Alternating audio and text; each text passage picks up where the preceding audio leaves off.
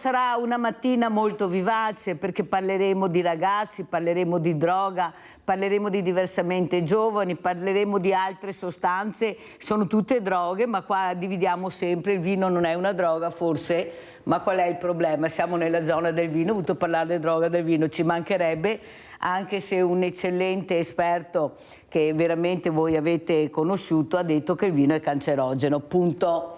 Però il business va sopra il buon senso, bisogna vendere, bisogna acquistare, bisogna spendere, bisogna fare anche qualcos'altro. Ne parleremo questa mattina con Luca Sarturato, presidente CEIS, che è una società cooperativa sociale, dipendenze e salute mentale. Saluto anche Stefano Dal Colle, presidente APAT, apicoltori in Veneto. Buongiorno Presidente, almeno poi con lei ci rilassiamo per parlare di api, di miele, più dolcezza di questo penso che non ce ne sia. Presidente, ci dirà anche lei com'è la situazione. Allora, Presidente, buongiorno. Presidente Sartorato, sono momenti drammatici per certe famiglie che non riescono a capire cosa sta succedendo ai loro ragazzi. Io ieri avevo un presidente di atletica, un coordinatore federale con 6 ragazzi maschi, il quale ha detto il più grande di 28 anni ha già sfasciato 6 macchine, gli altri nonostante facciano discipline sportive fanno incidenti con la moto, con la macchina, io cerco di dare loro dei buoni consigli ma non mi ascoltano. Non mi ascoltano, se il momento mi ascoltano, quando sono usciti di casa, trovano un altro ambiente, hanno bisogno di provare un'adrenalina che io non so spiegarmi cosa succede, però questi sono i giovani che io vedo, non ascoltano. Tu puoi dire quello che vuoi, ma a loro interessa altro, interessa avere questo brivido che può darlo la macchina, che può darlo la motocicletta, che può darlo la droga, che può darlo le sostanze, anche il gioco d'azzardo. Cosa mi dice Presidente, com'è la situazione? E io l'ho rinvitata perché mi sembra che stanno esagerando, quei pochi stanno alzando l'asticella in maniera incredibile, mettendo in giro questa paura di uscire, paura di incontrare questi gruppetti, paura che girino tutti col coltello. Prego Presidente Sartorato. Sì, buongiorno Mirella, buongiorno ai tuoi telespettatori di Sveglia Veneti e buongiorno al Presidente collegato. Allora, la situazione è un po' quella che diciamo spesso nella tua trasmissione, cioè che le sostanze hanno una diffusione ampia nel mondo giovanile, questo anche perché le sostanze normalmente vengono create appositamente per dare sostegno o per dare delle buone, tra virgolette, sensazioni ai nostri giovani. Il mercato è molto florido, costano molto poco e quindi di conseguenza diciamo che l'uso comincia a diventare il più generale possibile. Detto questo, che è il tema un po' della nostra giornata, quindi dare attenzione a questo mondo giovanile che spesso è in difficoltà, mi verrebbe da dire che non è solo il mondo giovanile oggi a essere molto in difficoltà, nel senso che veniamo da delle situazioni in generale che, grazie anche un po' a chi governa il nostro mondo in generale, in questo periodo di tempo ci sono tensioni di varia natura, ma andando dal mondo all'Italia e dall'Italia al Veneto e dal Veneto alla nostra città. Quindi mi sembra di capire che siamo in molti in difficoltà in questo periodo di tempo, dagli anziani a concludere il mese con la possibilità di alimentarsi e di mangiare discretamente, a finire a quelle che sono poi le condizioni politiche e sociali che girano intorno a noi e che in questo momento sono, per essere o per dare così un eufemismo, ferme.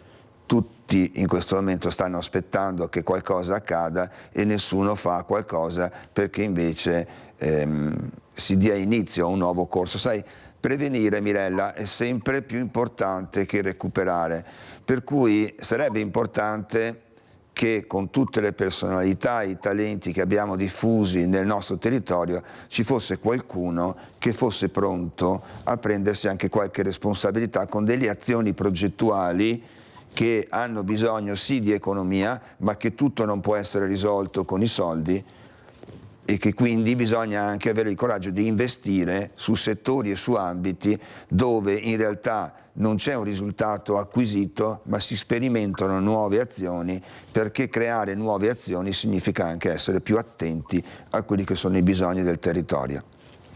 È vero, Presidente, ma è anche vero, ieri ne è stato un ulteriore esempio, che io ho avuto due personaggi importanti, personaggi che fanno parte di discipline sportive, in questo caso la canoa, i fratelli Scarpa con le loro mogli e compagni, Paolo, Daniele, con Anita ieri, la quale ha detto chiaramente che loro avevano presentato un bellissimo progetto dove andavano a prendere questi ragazzi con i loro mezzi di trasporto, li andavano a prendere quando uscivano da scuola, li portavano a fare questa disciplina che è vogare, penso che sia una cosa molto bella, a contatto con la natura, li riportavano a scuola quando terminavano e i genitori alla fine andavano a prenderli.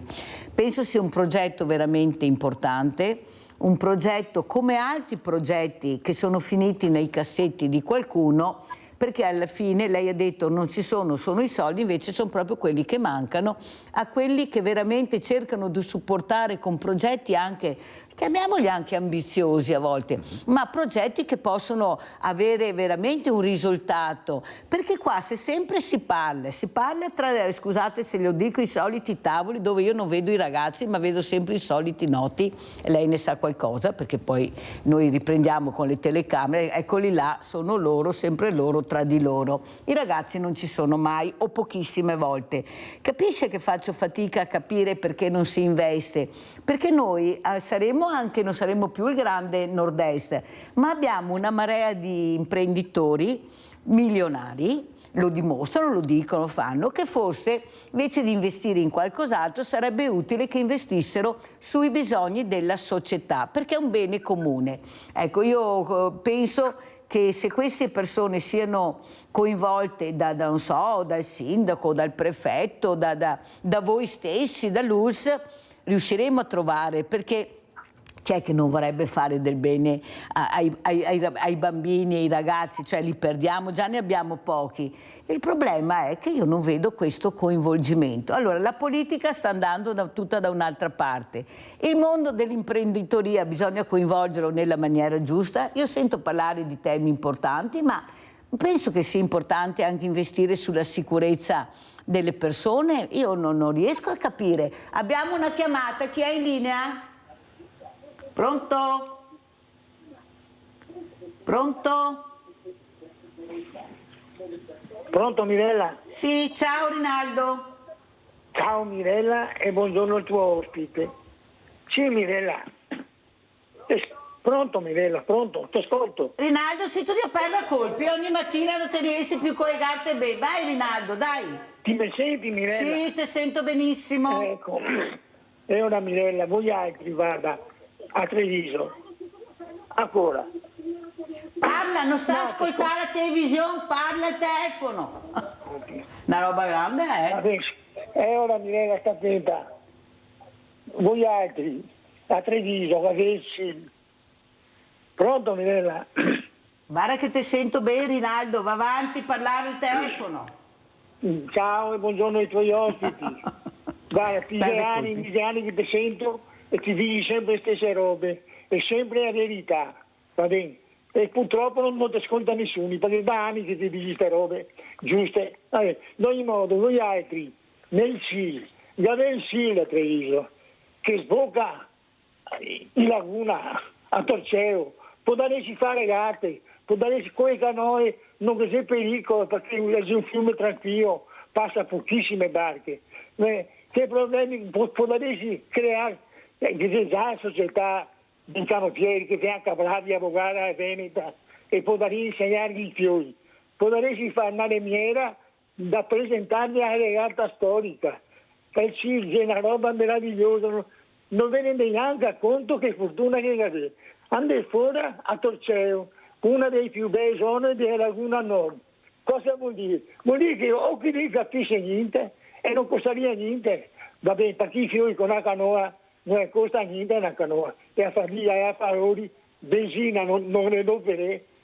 dovresti sfruttarlo di più e che sarebbe qualche, secondo il mio punto di vista, qualche imprenditore che lancia un gioco del genere con la pubblicità della sua azienda. Io fa in tutto il mondo che si sponsor, perché poi Mirella non che sia volontà per aiutare la povera gente, le solite robe. Non ti vedi come che va il mondo? Tre caffoni vuoi comandare tutto il mondo. Mi siamo arrivati proprio a punti che gli fa schifo, gli è una bella roba sola, che li muore tutti. Quello che fa non resta niente, neanche la tomba non resta, capito? Perché è vergognoso.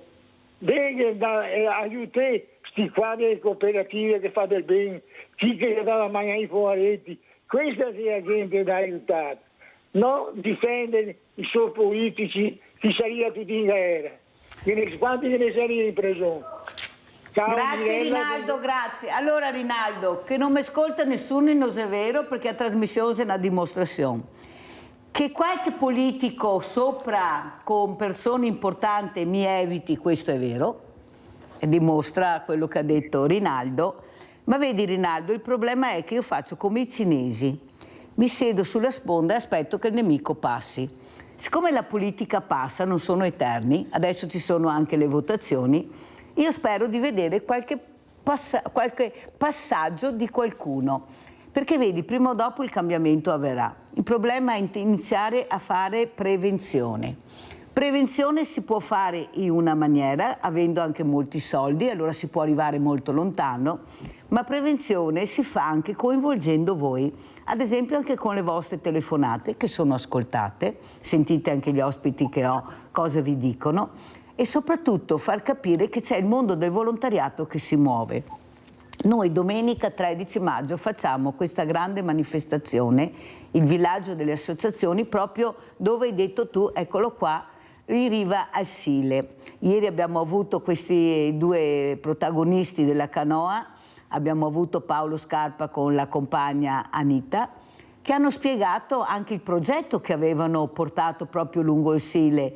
Però un progetto non è che, come dici tu, la canoa non costa niente e non ti costa benzina. Un progetto ha dei costi naturali, mi sembra. Come ha detto Anita, ci sono educatori, professionisti, c'è il trasporto, non è che, come dici tu, non costa niente. Il problema è che non vogliono investire, non è che non si può fare, non vogliono investire in questi progetti, perché ricordati che mettere i poveri contro i poveri, i giovani contro i giovani, crea quel fermento di paura. E la paura cosa fa? La paura ti fa chiudere in casa, la paura non ti fa uscire, allora cosa fai? Spera di prendere qualche politico, un voto in più, ecco, cercando anche di andare, io direi in una maniera veramente molto bassa, a coinvolgere quelle persone che sono le fragilità, perché che hanno paura sono i fragili, non sono i forti. E adesso di fragilità ce n'è molta. Cosa ne dice Presidente Sartorato? Assolutamente. Credo che l'aspetto della fragilità e della debolezza corrisponde sempre a una fascia della nostra popolazione. Il tema è chi dà voce a queste situazioni di fragilità e debolezza che sicuramente fanno parte anche del mondo degli elettori, quindi paradossalmente dovrebbe interessare anche al mondo della politica. Invece in realtà il portavoce della fragilità e della debolezza rimane sempre l'ultimo, e l'ultimo è sempre normalmente di poco interesse. Quindi in una società in cui gli interessi sono la base principale di qualsiasi ragionamento, ecco che il bene comune va assolutamente in secondo piano, ma soprattutto chi dà voce alla debolezza e alla fragilità. E non è così semplice, perché le persone fragili e deboli spesso e volentieri non trovano grandi interlocutori disposti a fare le guerre crociate a loro favore. Quindi la parte relativa alla fragilità e alla debolezza, che se ne è accorta persino l'Europa, che include la parte della fragilità e della debolezza come elemento da tenere in considerazione e come sostegni e finanziamenti da fare per cercare in tutti i modi quello che è l'aspetto del bene comune. Il bene comune si risolve attraverso un benessere della società in generale, non solo di una parte della società, e per stare bene tutti dobbiamo essere capaci di creare un contesto che crea e un contesto che consuma, e questo contesto che consuma deve essere portato anche a chi soldi non ne ha. Molto chiaro Presidente, e la ringrazio. Noi continueremo invece a premere l'acceleratore, come non mai diventiamo importanti, siamo importanti, 100 associazioni lo dimostreranno, perché vuol dire che se partecipano a questo evento vuol dire che c'è la necessità di stare assieme, di farsi conoscere, di capire che il mondo del volontariato, come è successo nella pandemia, può anche mettersi a disposizione per fermare questi ragazzi. Abbiamo professionisti, abbiamo educatori, abbiamo veramente delle persone incredibili che possono aiutare, però se il motto è dividi e ti impera, questo deve cessare purtroppo, perché in tanti anni siamo senza volontari giovani, andiamo nelle scuole ma i risultati non li vediamo, i tavoli, come ho detto, sono sempre fatti dai soliti noti, specialmente con la politica che decide chi intervenire o no, perché sono loro che decidono, ve lo dico io. Capite che qui non andiamo da nessuna parte, però adesso andiamo da una parte bellissima, andiamo a vedere questo video che ha portato Dal Colle, che fa capire invece l'importanza di stare vicino alle fragilità, ma che sono il nostro ossigeno, il nostro respiro, il nostro futuro, perché senza di queste non c'è per noi futuro. Andiamo a vedere questo video nell'alveare. Ecco uno dei 10 favi che compongono l'alveare. Mediamente 70.000 api operaie, qualche centinaio di fuchi, i maschi, una sola ape regina. Qui vediamo la danza che l'ape esegue per comunicare. Trovata un'interessante fioritura, una fonte di nettare, l'ape di ritorno all'alveare rigurgita qualche goccia del prezioso liquido e attira l'attenzione delle compagne. Con questa danza indica loro la direzione che devono prendere uscendo dall'alveare e guardando il sole. La velocità dei movimenti indica la distanza. Più veloce la danza, più vicina alla fonte del nettare. Più lenta significa più lontana. Nella sua breve vita un'ape visita 3 milioni di fiori. 1 migliaio di fiori ad ogni viaggio, e il carico di nettare che porta nell'alveare corrisponde all'80% del proprio peso. In Italia ci sono 75.000 apicoltori con 1,5 milioni di alveari. Ed ecco la regina, l'unica femmina feconda dell'alveare, genera 2 milioni di individui nell'arco della sua vita. Ha quel puntino di colore azzurro fatto dall'apicoltore per indicarne l'età. È un codice internazionale. In questo caso la regina è nata nel 2020.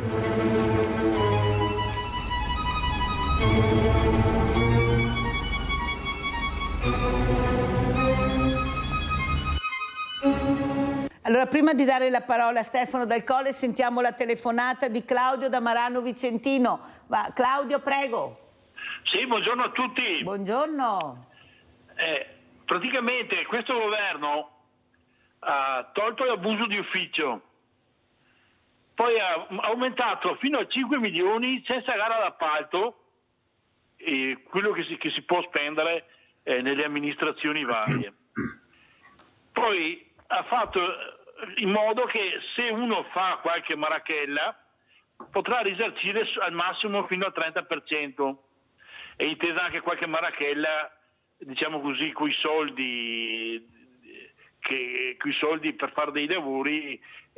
Sappiamo cosa è successo in Italia, e ha tolto le intercettazioni.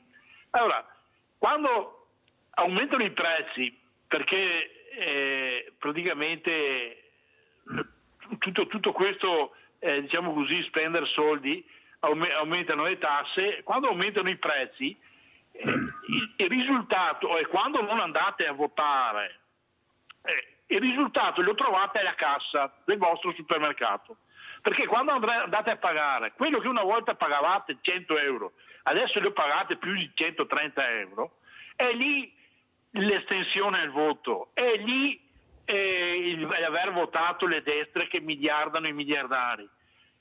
30 miliardi per fare la guerra alla Russia che non ci ha dichiarato guerra e che se vuole in 10 minuti ci vaporizza tutti. Pensateci. Buona giornata signori. Beh, insomma, in evaporizza manca e ora si vaporizza, non è che sia proprio che rimane in cima alla vetta. Calma, perché hanno il mondo contro quasi, diciamo, quasi tutto. Allora, grazie al nostro Claudio da Marano Vicentino. Allora andiamo da Dal Colle. Questa fragilità, c'è stato un momento che mi ricordo, Presidente, lei era molto preoccupato perché le api stavano sparendo, ecco, ce n'erano pochissime, e soprattutto il bene che fanno questi insetti meravigliosi. Com'è la situazione, Presidente? Andiamo a sentire la dolcezza come presa. Sì, gentile Mirella, meglio che cambiamo argomento, parliamo di api, e io vorrei solo ricordare che nell'alveare si nota l'importanza della collaborazione ed è fondamentale, essenziale la comunicazione.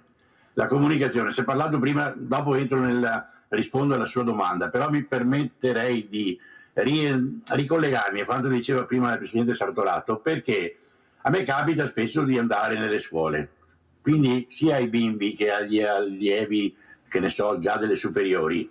Io porto l'esempio dell'ape come esempio proprio di collaborazione. L'ape è soprattutto l'esempio dell'ape nella difesa, nell'unico modo che ha di difendersi dal bullo calabrone. Il calabrone è molto più grande dell'ape. Di fronte al calabrone l'ape soccombe. L'unico modo che ha per difendersi è esternare, mostrare il pericolo, mostrare il suo disagio, quindi informare attraverso la comunicazione, a informare le sue amiche, le sue compagne, le api che accorrono e la difendono. Tante api proprio affrontano il calabrone, lo stringono e lo soffocano, lo fanno letteralmente scoppiare. Ripeto, è l'unico modo per l'ape di salvarsi dal bullo prepotente, più grande, più grosso, più rozzo, e che può fare del male all'ape, alla piccola ape. Tornando invece al discorso, eravamo preoccupati, sì, eravamo preoccupati, però in realtà l'impegno dell'apicoltore in genere, l'apicoltura è una professione eroica ormai. L'apicoltore riesce a salvare le api, riesce, lavorando il doppio, guadagnando metà, riesce comunque a mantenere un numero che direi che è molto simile oggi a quello che poteva essere 20-30 anni fa.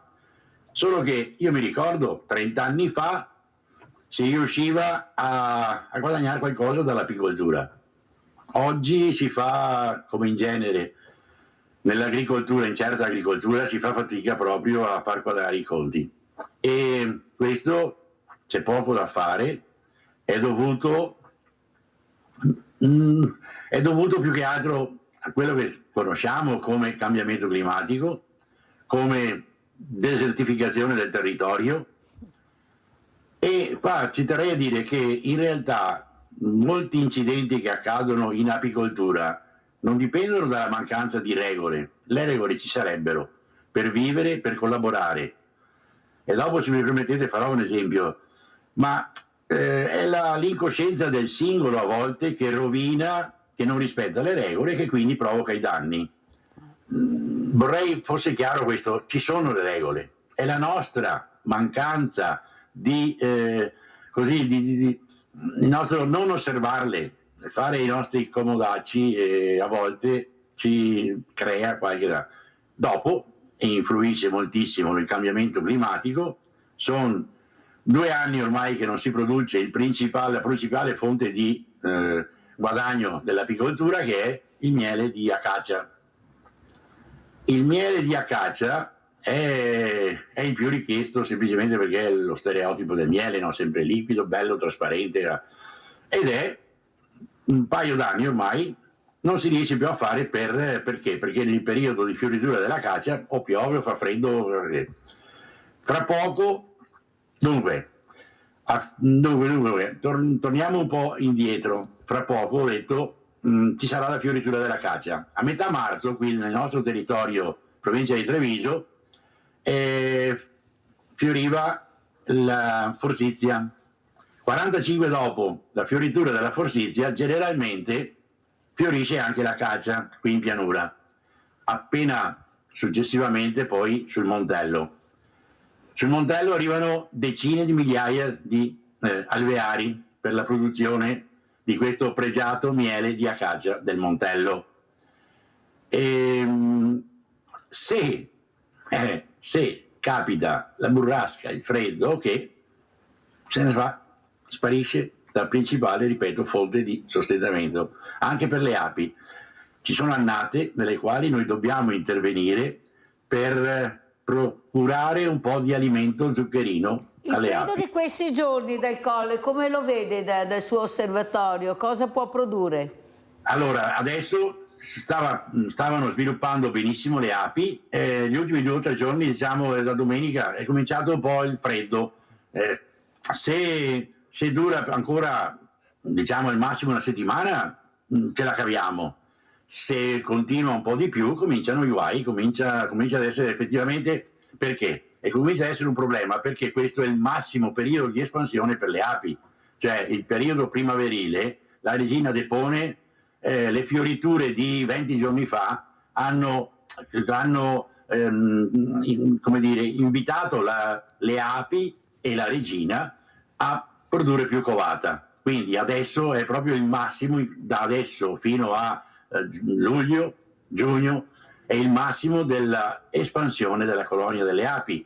Quindi hanno bisogno di molto nutrimento, hanno bisogno di trovare nutrimento all'esterno. Quindi se viene freddo, per qualche giorno lo sopportano, hanno un po' di scorte, ma se il freddo continua per 10-15 giorni, ripeto, è già successo, dobbiamo alimentare le api con sostanze zuccherine. Le previsioni sono fino a giovedì, poi c'è un innalzamento della temperatura, almeno così ci dicono. Anch'io spero tanto con quello che stiamo mettendo in piedi, così dicono, anche se sembra che le previsioni siano un optional ormai. Abbiamo Adriana da Crocetta, vai Adriana.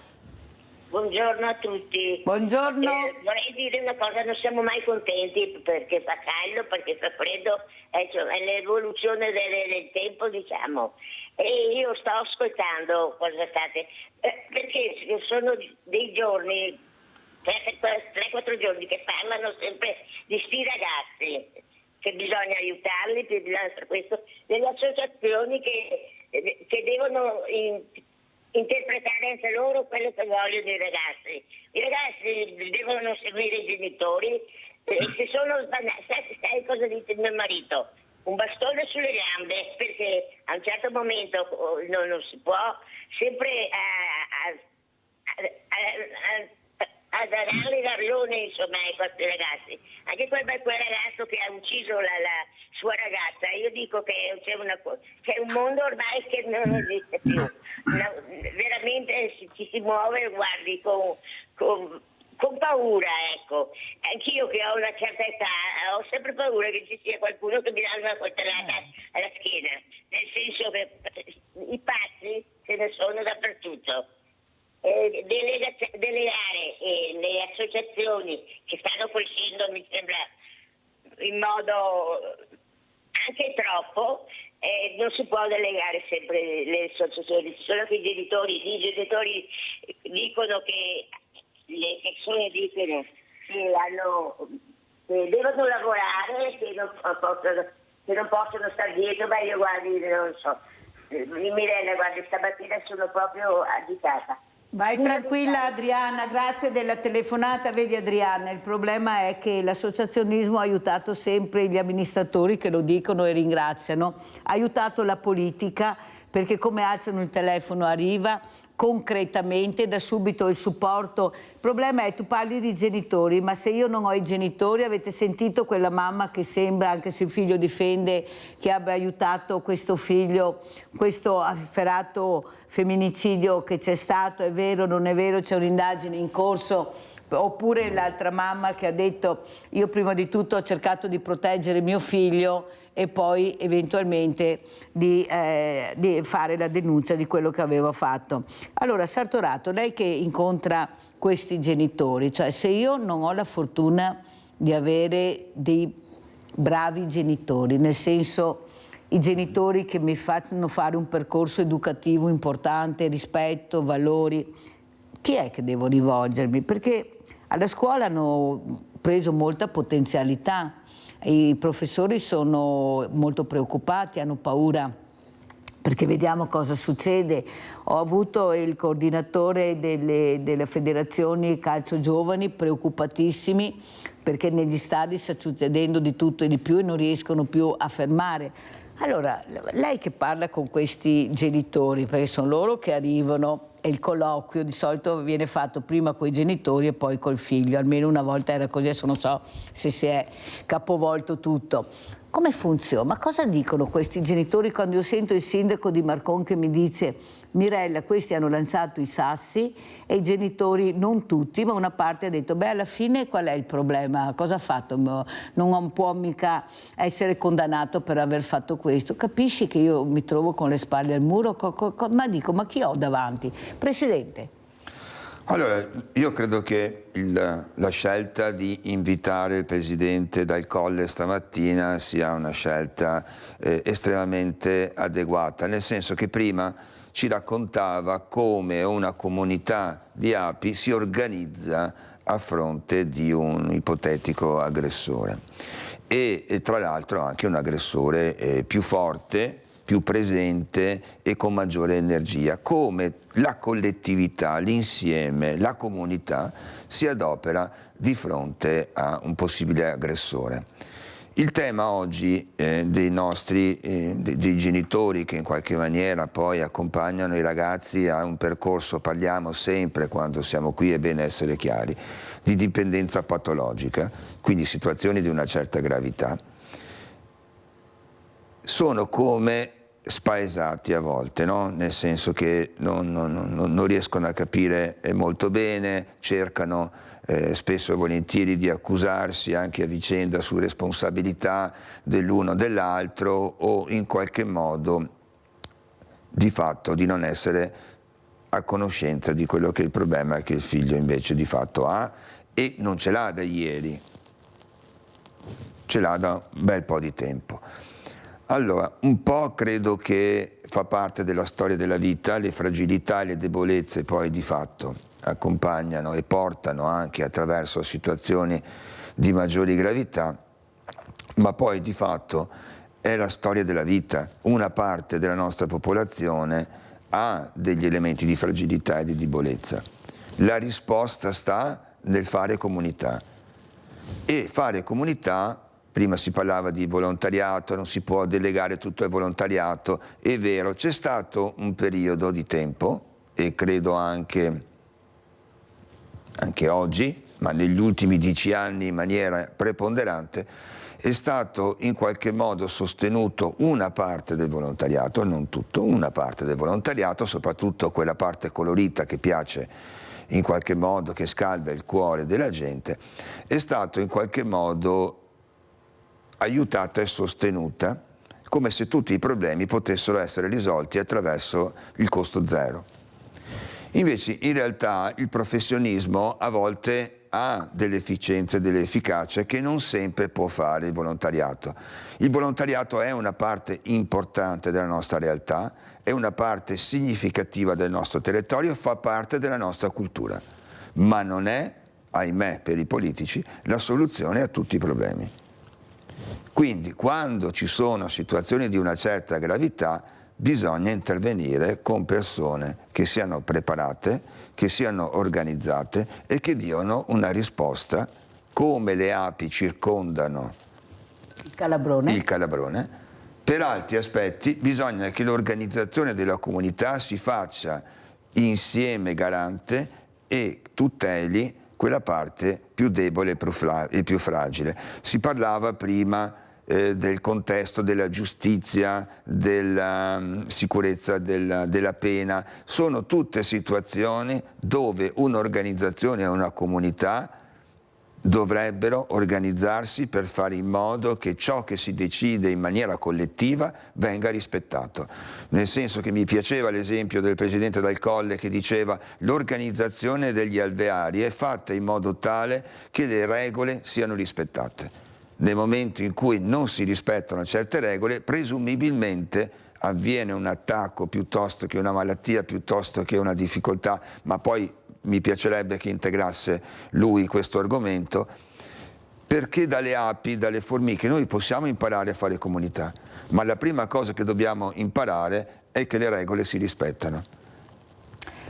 Presidente, però il nostro Dal Colle ha detto una cosa importante: sì le api, sì il calabrone, ma in mezzo c'è l'ape regina, che è molto rispettata, che è coccolata, però hanno un punto di riferimento importante. Chi è l'ape regina in questo momento, secondo lei, che può avere questo ruolo?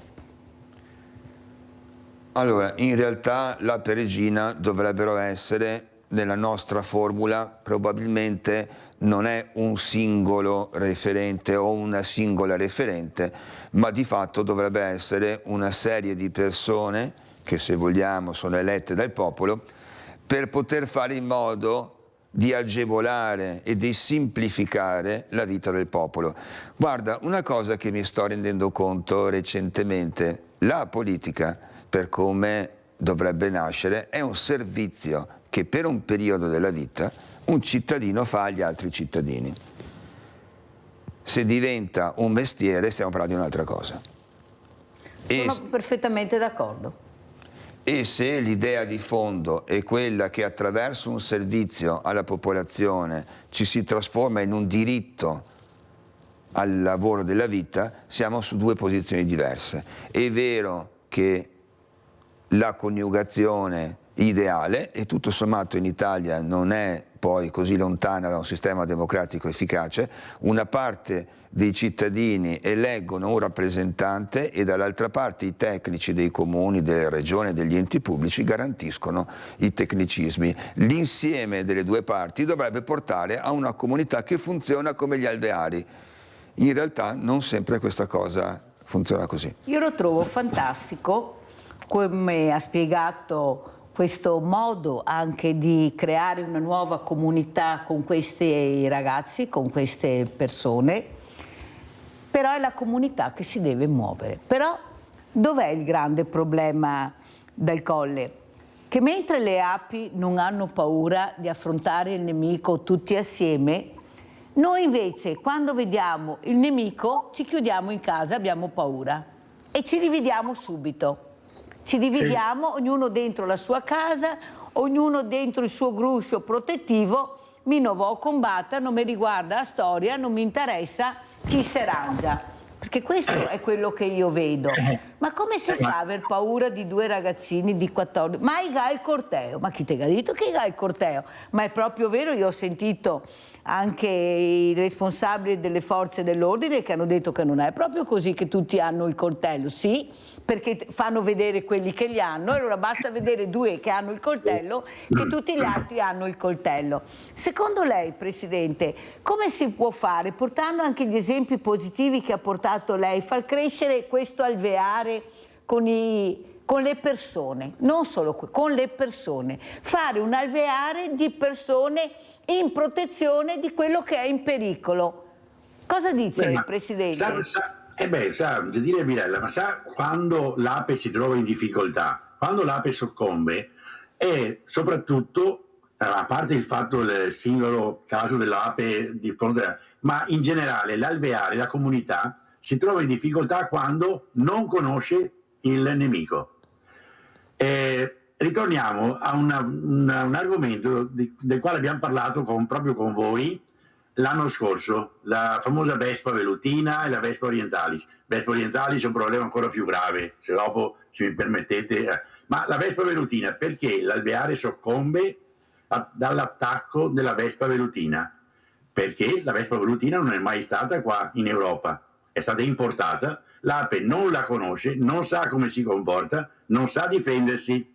Quindi il sistema alveare, che è perfetto nell'organizzazione per procurarsi da vivere, per costruirsi le scorte d'inverno, per sopravvivere anche sotto 2 metri di neve, non sa difendersi e va in crisi quando si trova di fronte a qualcosa di sconosciuto. Dopo ritorno sulla vespa velutina, la faccenda della Vespa orientalis, che è un'altra vespa che poi è endemica in Sicilia e Calabria, questo ci deve fare ancora più preoccupare. Perché? Perché mentre la velutina è stata portata per errore dai paesi asiatici, questa si sta spostando lentamente dal caldo, dalla Sicilia, dalla Calabria, si sta spostando verso nord, sta fuggendo e andando verso dove è un po' più caldo, e non dovrebbe essere così. Anche le piante si stanno spostando e alzando la vegetazione che era a 200 metri, la troviamo a 3, a 400, a 500 metri. Perché? Perché cerca di allontanarsi da situazioni. Allora, vedete, il fatto della paura, qui entriamo, la paura di chi non conosciamo, l'organizzazione. Prima si diceva la regina chi potrebbe essere? Secondo me la regina potrebbe essere anche il vostro lavoro, l'informazione, il giornalismo, l'informazione che modestamente io dico forse ne abbiamo anche troppa, ma forse ne abbiamo anche troppa di informazione. Io abito qui a Castrette di Villorba, dove hanno recentemente chiuso un'edicola.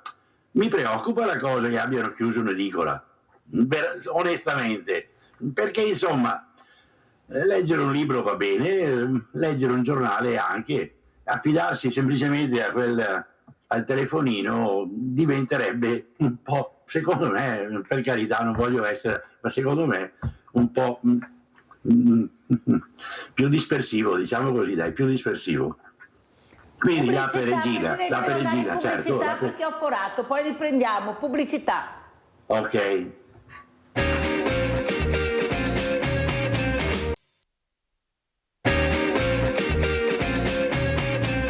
Siamo con Luca Sartorato, presidente CELS, Società Cooperativa Sociale Dipendenza e Salute Mentale, assieme a Stefano Dal Colle, presidente APAT, apicoltori in Veneto, che sta veramente aprendo un scenario meraviglioso con degli esempi bellissimi. Forse dovremmo portarlo di più, non nelle scuole ma anche nelle comunità. O anche nelle case, come fai tu? O anche nelle case, perché veramente noi, vede, presidente Dal Colle, noi abbiamo le armi per combattere questi fenomeni, le abbiamo, il mondo del volontariato le ha.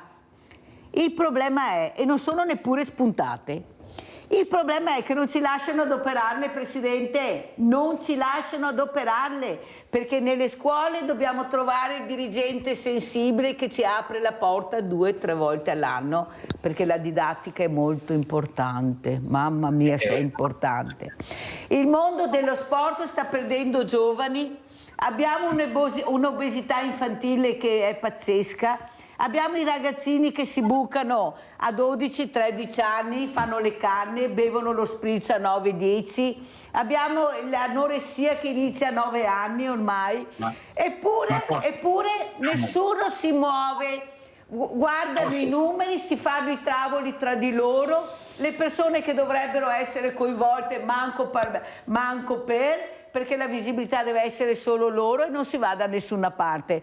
Presidente Sartorato, allora, questi esempi che noi potremmo approfondire con queste persone, avete sentito come ha spiegato questo esercito? Anche noi potremmo fare gli eserciti, li abbiamo, il problema è che non ci lasciano partire, fermi tutti. Prego Sartorato.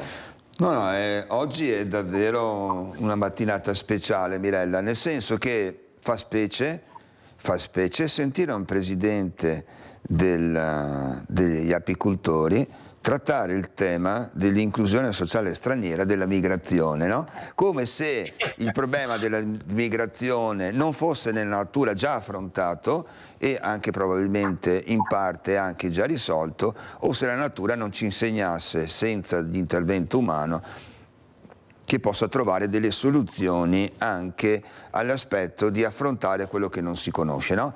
E fa specie che oggi sia un presidente che in teoria con l'inclusione straniera e con la migrazione ha poco a che fare, in realtà che ci insegni che anche le api si adoperano per trovare le soluzioni, per adattarsi, per cambiare clima se serve, o quali sono le conclusioni con i quali la comunità delle api risolve il problema per le api.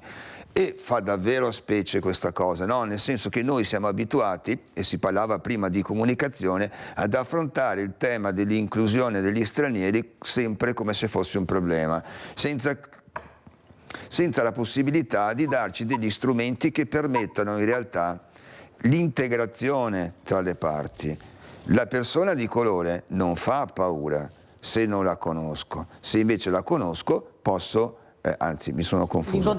L'incontrario. Nel senso che le persone che non conosciamo abbiamo due possibilità: o ci chiudiamo in casa oppure le apriamo e le accogliamo a tavola e magari scopriamo che hanno delle esperienze alimentari eccetera che possono anche dare dei piaceri e non solo delle cose che non funzionano. Cioè nella vita l'inclusione, l'incontro con l'altro è parte integrante del nostro essere comunità.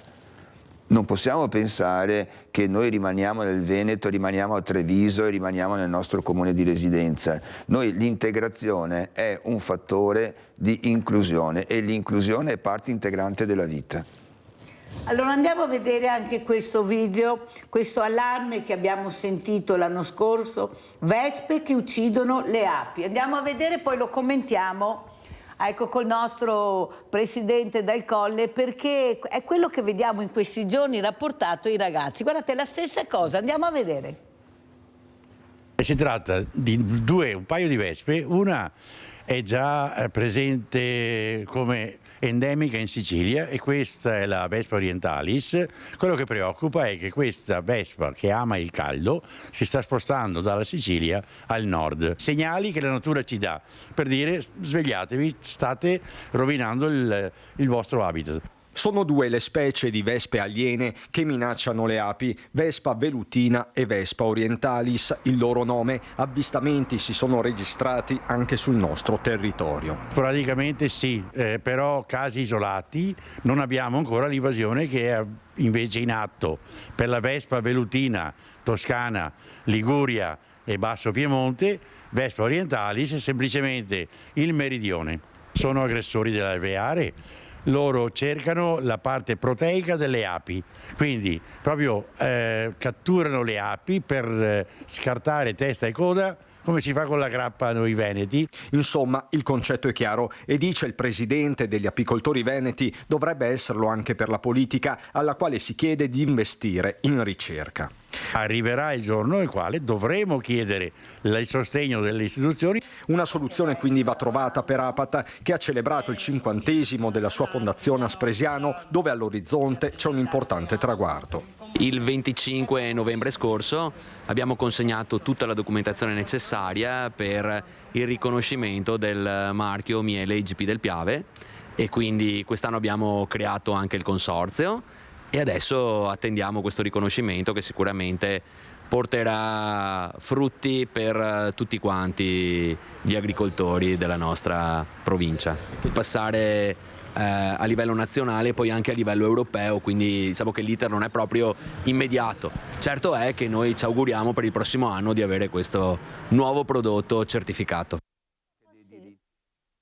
Allora stavamo parlando col presidente Sartorato di questa evoluzione che c'è anche il femminile, poi ve lo ridirò perché è stata una cosa veramente piacevole che ho assistito.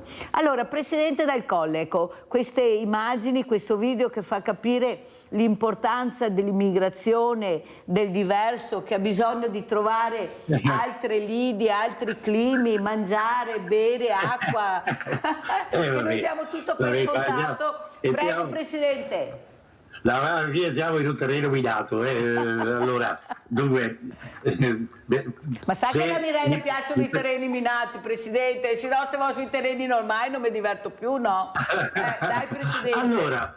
Allora mi provocate. Allora, dunque, Mi permettete però, gentile Mirella, mi lascia dopo dire due parole sul femminile, Certo. perché abbiamo un'iniziativa interessantissima qua il giorno prima del 20 maggio, che è la giornata mondiale dell'ape.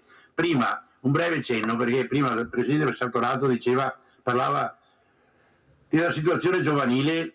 Allora, io quando avevo 19, 20, 21, 22 anni da studente universitario mi mantenevo facendo l'educatore in un istituto di osservazione, casa di rieducazione per i trevigiani, Villa Maria, Pezzano di Carbonera. C'erano i minorenni che non potevano andare in carcere.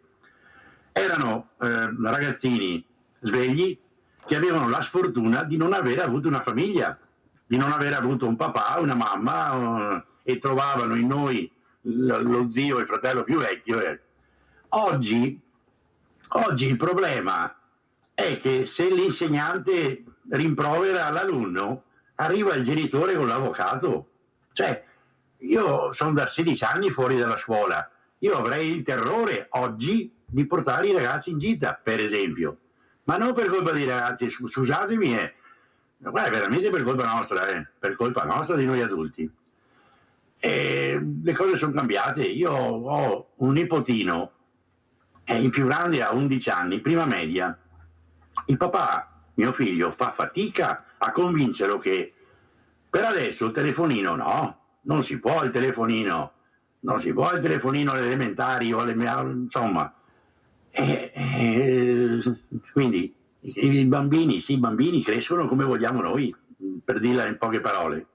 Se mi permette, vorrei ricordare la faccenda del femminile in apicoltura.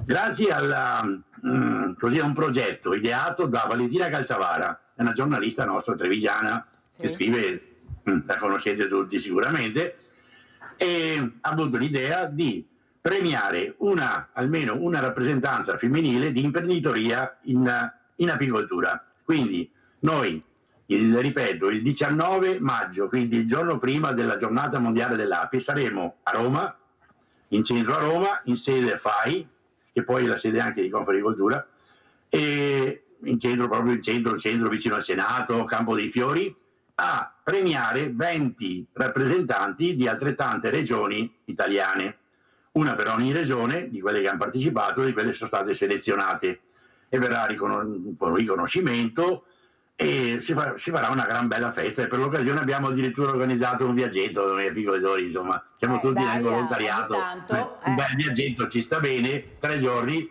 passando per Orvieto, 3 giorni a Roma ad accogliere insomma queste apicoltrici.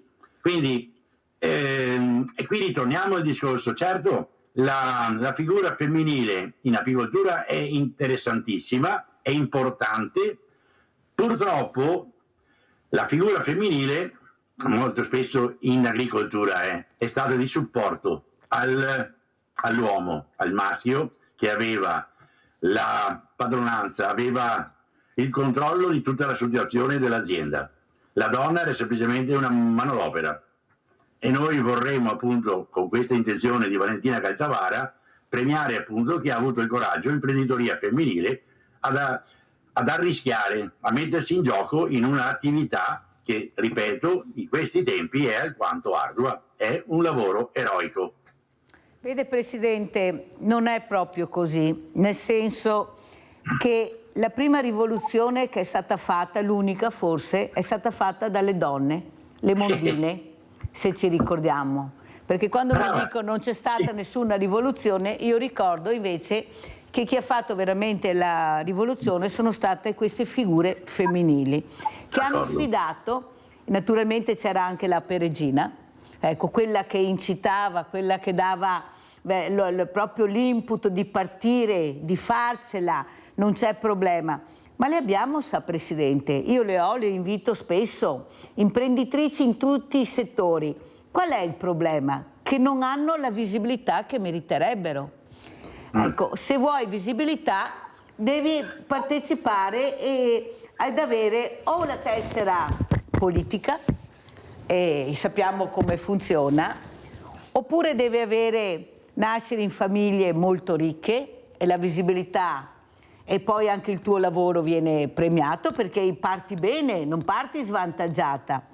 Però poi abbiamo un'imprenditoria, come dice lei, fatta da queste figure, da queste donne che si alzano alle 4 del mattino, riescono a fare tutto nella giornata, vanno a letto all'1, alle 2 di notte, perché io le trovo, le incontro, le ho anche ospiti, che ci sono.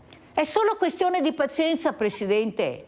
Guardi che nella Luna ci va anche una donna adesso. Non è lei che si occupa di missili di spazio. Abbiamo una donna, una referente nostra con origini venete. Ci sono, nelle forze armate ci sono. Qual è il problema? Come dico, bisogna aver tempo di aspettare che quelle figure che impediscono a questa meraviglia, perché la creatività, il senso anche dell'organizzazione, ma lo dicono primari ospedalieri che lavorare con le donne è veramente una cosa incredibile, l'organizzazione bisogna lasciargliela tutta. È solo questione di tempo, Presidente, ci arriveremo. Un passetto piccolo, magari alla volta, e sono convinta di questo perché l'ultima studentessa ragazza che ho avuto, che suona il violino elettrico, la viola elettrica, ha detto: guardi Mirella, noi siamo ottimisti, il futuro ce l'abbiamo noi e noi ce la faremo, un po' alla volta, anche con difficoltà, ma ce la faremo ad avere noi la situazione in mano. È solo questione di tempo. Io vorrei accelerare e dare il voto a loro, ai sedicenni ad esempio, lo dico tutte le mattine, chissà che qualcuno, visto che tutti mi danno ragione, perché Sartorato, come diamo il patentino ai sedicenni e li mettiamo su una strada, forse è tempo che capiamo anche cosa vogliono dirci, dove vogliono andare a parare. E quando mi dicono non sono preparati dal college, dico perché il cinquantenne, il quarantenne o l'ottantenne si è preparato per andare a votare? No, non so se è più preparato il sedicenne o se il settantenne. Sartorato, come commenta e come chiude questa oretta con Mirella Svegliaveneti? Allora, la cultura dei nostri giovani è una cultura elevata. Conoscono, sanno e sono, rispetto alla nostra generazione, sicuramente più preparati. Va di fatto che stamattina mai mi sarei pensato di affrontare inclusione, migrazione, la parte dell'imprenditoria femminile e quanto in qualche modo in senso anche positivo la nostra società sta cambiando. È vero, anche il Presidente prima lo ricordava, i genitori, i ragazzi di Villa Maria che non avevano una famiglia. Ecco, ritorniamo alla scoperta di quella che è la prima comunità che un bambino appena nasce incontra, che è la famiglia, e quindi in qualche modo ecco, dobbiamo ritrovarci intorno a delle poche cose ma ben chiare, perché altrimenti rischiamo sempre di trattare il problema come se il problema fosse l'ape che si sposta da un punto a un altro punto per sopravvivere, perché noi abbiamo creato una condizione per cui in Sicilia siamo i tropici e nel Veneto adesso diventiamo il Nord Africa come temperature, come se la responsabilità di tutto questo fosse delle api o fosse chissà di cos'altro. Allora dovremmo prenderci le nostre responsabilità, lavorare per identificare i veri problemi, perché altrimenti combattiamo le api, ma se il vero problema è che noi abbiamo creato le condizioni per un riscaldamento globale, forse dovremmo risolvere il problema anche del riscaldamento globale, visto che gli uomini si sono in qualche modo inventati, uomini e donne, l'idea di governare il mondo. Ecco, se vogliamo governare il mondo facciamolo per il bene comune però. Un saluto di Sartorato, con quale saluto ci lascia? Allora Presidente, sono felice di averla conosciuta, Presidente Dal Colle, e magari prossimamente, Mirella, potremo incontrarci per vedere insieme come costruisce, e questo potrebbe essere utile anche ai nostri telespettatori, come l'Alveare costruisce la comunità, come la difende, come la tutela di fronte agli agenti esterni. E non sarebbe poi male scoprire che la natura, ancora una volta, ci insegna come dobbiamo vivere. Allora Del Colle, perché non facciamo un bel alveare con questi ragazzi di Sartorato e li portiamo al Parco dello Storga, dove io ho la fortuna di avere questi spazi, a creare questa comunità? perché io sono convinta che così ce la faremo, portandoli a diventare loro i protagonisti e soprattutto i difensori della società. Ecco, dobbiamo fare questo. Cosa ne pensa Dal Colle, come ci saluta? Perfettamente disponibile, accetto benissimo, è una sfida, benissimo. Sono contento di aver anch'io conosciuto questa persona e vi ringrazio anche lei, Mirella, per l'ospitalità. Accolgo sempre volentieri questo invito e sono contento di parlare, magari parlo anche troppo a volte. No, Presidente, parla non troppo, parla bene, benissimo. Grazie veramente a Luca Sartorato, grazie al Presidente Dal Colle di essere stati con noi. Allora vedremo se riusciremo a unire le forze. Sartorato mi dice sempre di sì, ma dopo non lo vedo più, lui mi dice sempre di sì, però dopo sparisce nella nebbia. Adesso non c'è più nebbia, speriamo di riuscire a far sì che questi ragazzi arrivano in questo posto. Grazie, grazie, pubblicità.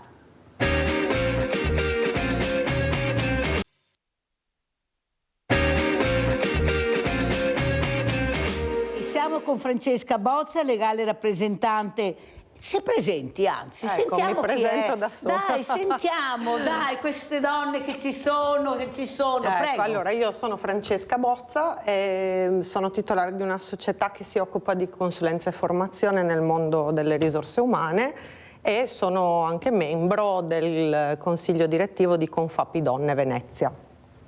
Allora rispondiamo a Dal Colle che dice: queste donne dove sono, non ci sono, che facciamo tanto fatica a emergere, sì, che arriviamo a metà scala, sì, però un po' alla volta riusciremo anche a salire questa scala, ma certo. Perché c'è la volontà di fare questo. Il problema è che dobbiamo anche noi alzare l'asticella, cioè come fanno le api. Ecco, l'ape regina, però tutti quanti che proteggiamo questa ape regina, che può essere una comunità, la nostra comunità, il mondo femminile del lavoro. Non è possibile che nel 2025 abbiamo ancora lo stesso lavoro pagato in maniera diversa. Io mi domando cosa stanno a fare le nostre senatrici onorevoli a Roma, se per cortesia battete un colpo, magari, che ci siete, che sentite di quello che abbiamo bisogno, perché sono importanti, perché la donna, e raccontavo l'altra volta ieri raccontavo Francesca Bazza che sabato sera sono andata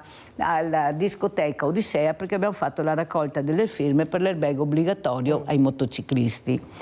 E a un certo punto vedo arrivare tutte donne, tantissime da sole, preparate, e no, ho detto adesso vado a chiedere come mai sono qua, se vanno in cerca di trovare un partner. Tutte, guardate che la Mirella le fermava, ballare. A ballare. Sono stanca, ho lavorato, sono andata a casa, una bella doccia e vai. È andata con loro? Sì, naturalmente. No, già che ma quello che ho capito, intanto ho una situazione di protezione, devo fare i complimenti ai proprietari di questa discoteca che abbiamo ancora la fortuna di avere. Non ho visto problemi all'interno. Erano tante sale, latino, liscio va alla grande, ve lo dice la Mirella, liscio alla grande da noi.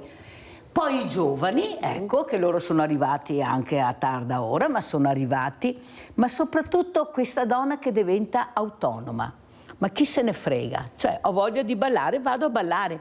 Ma quando mai avremmo pensato, fino a pochi anni fa, e grazie a queste figure che avete qui di fronte, di riuscire a superare l'asticella, di dire io sono viva e faccio quello che voglio? Il problema è che se trovi il cretino di turno, poi anche ieri abbiamo visto cosa succede. Certo. Questa persona maschile che non riesce a stare senza questa figura, ma che diventa una proprietà. E se io non riesco ad averti da viva, almeno da morta. E questa è una roba inaudita. Come vede questa situazione Francesca Bazza? Perché ormai tutti i giorni, tutti i giorni.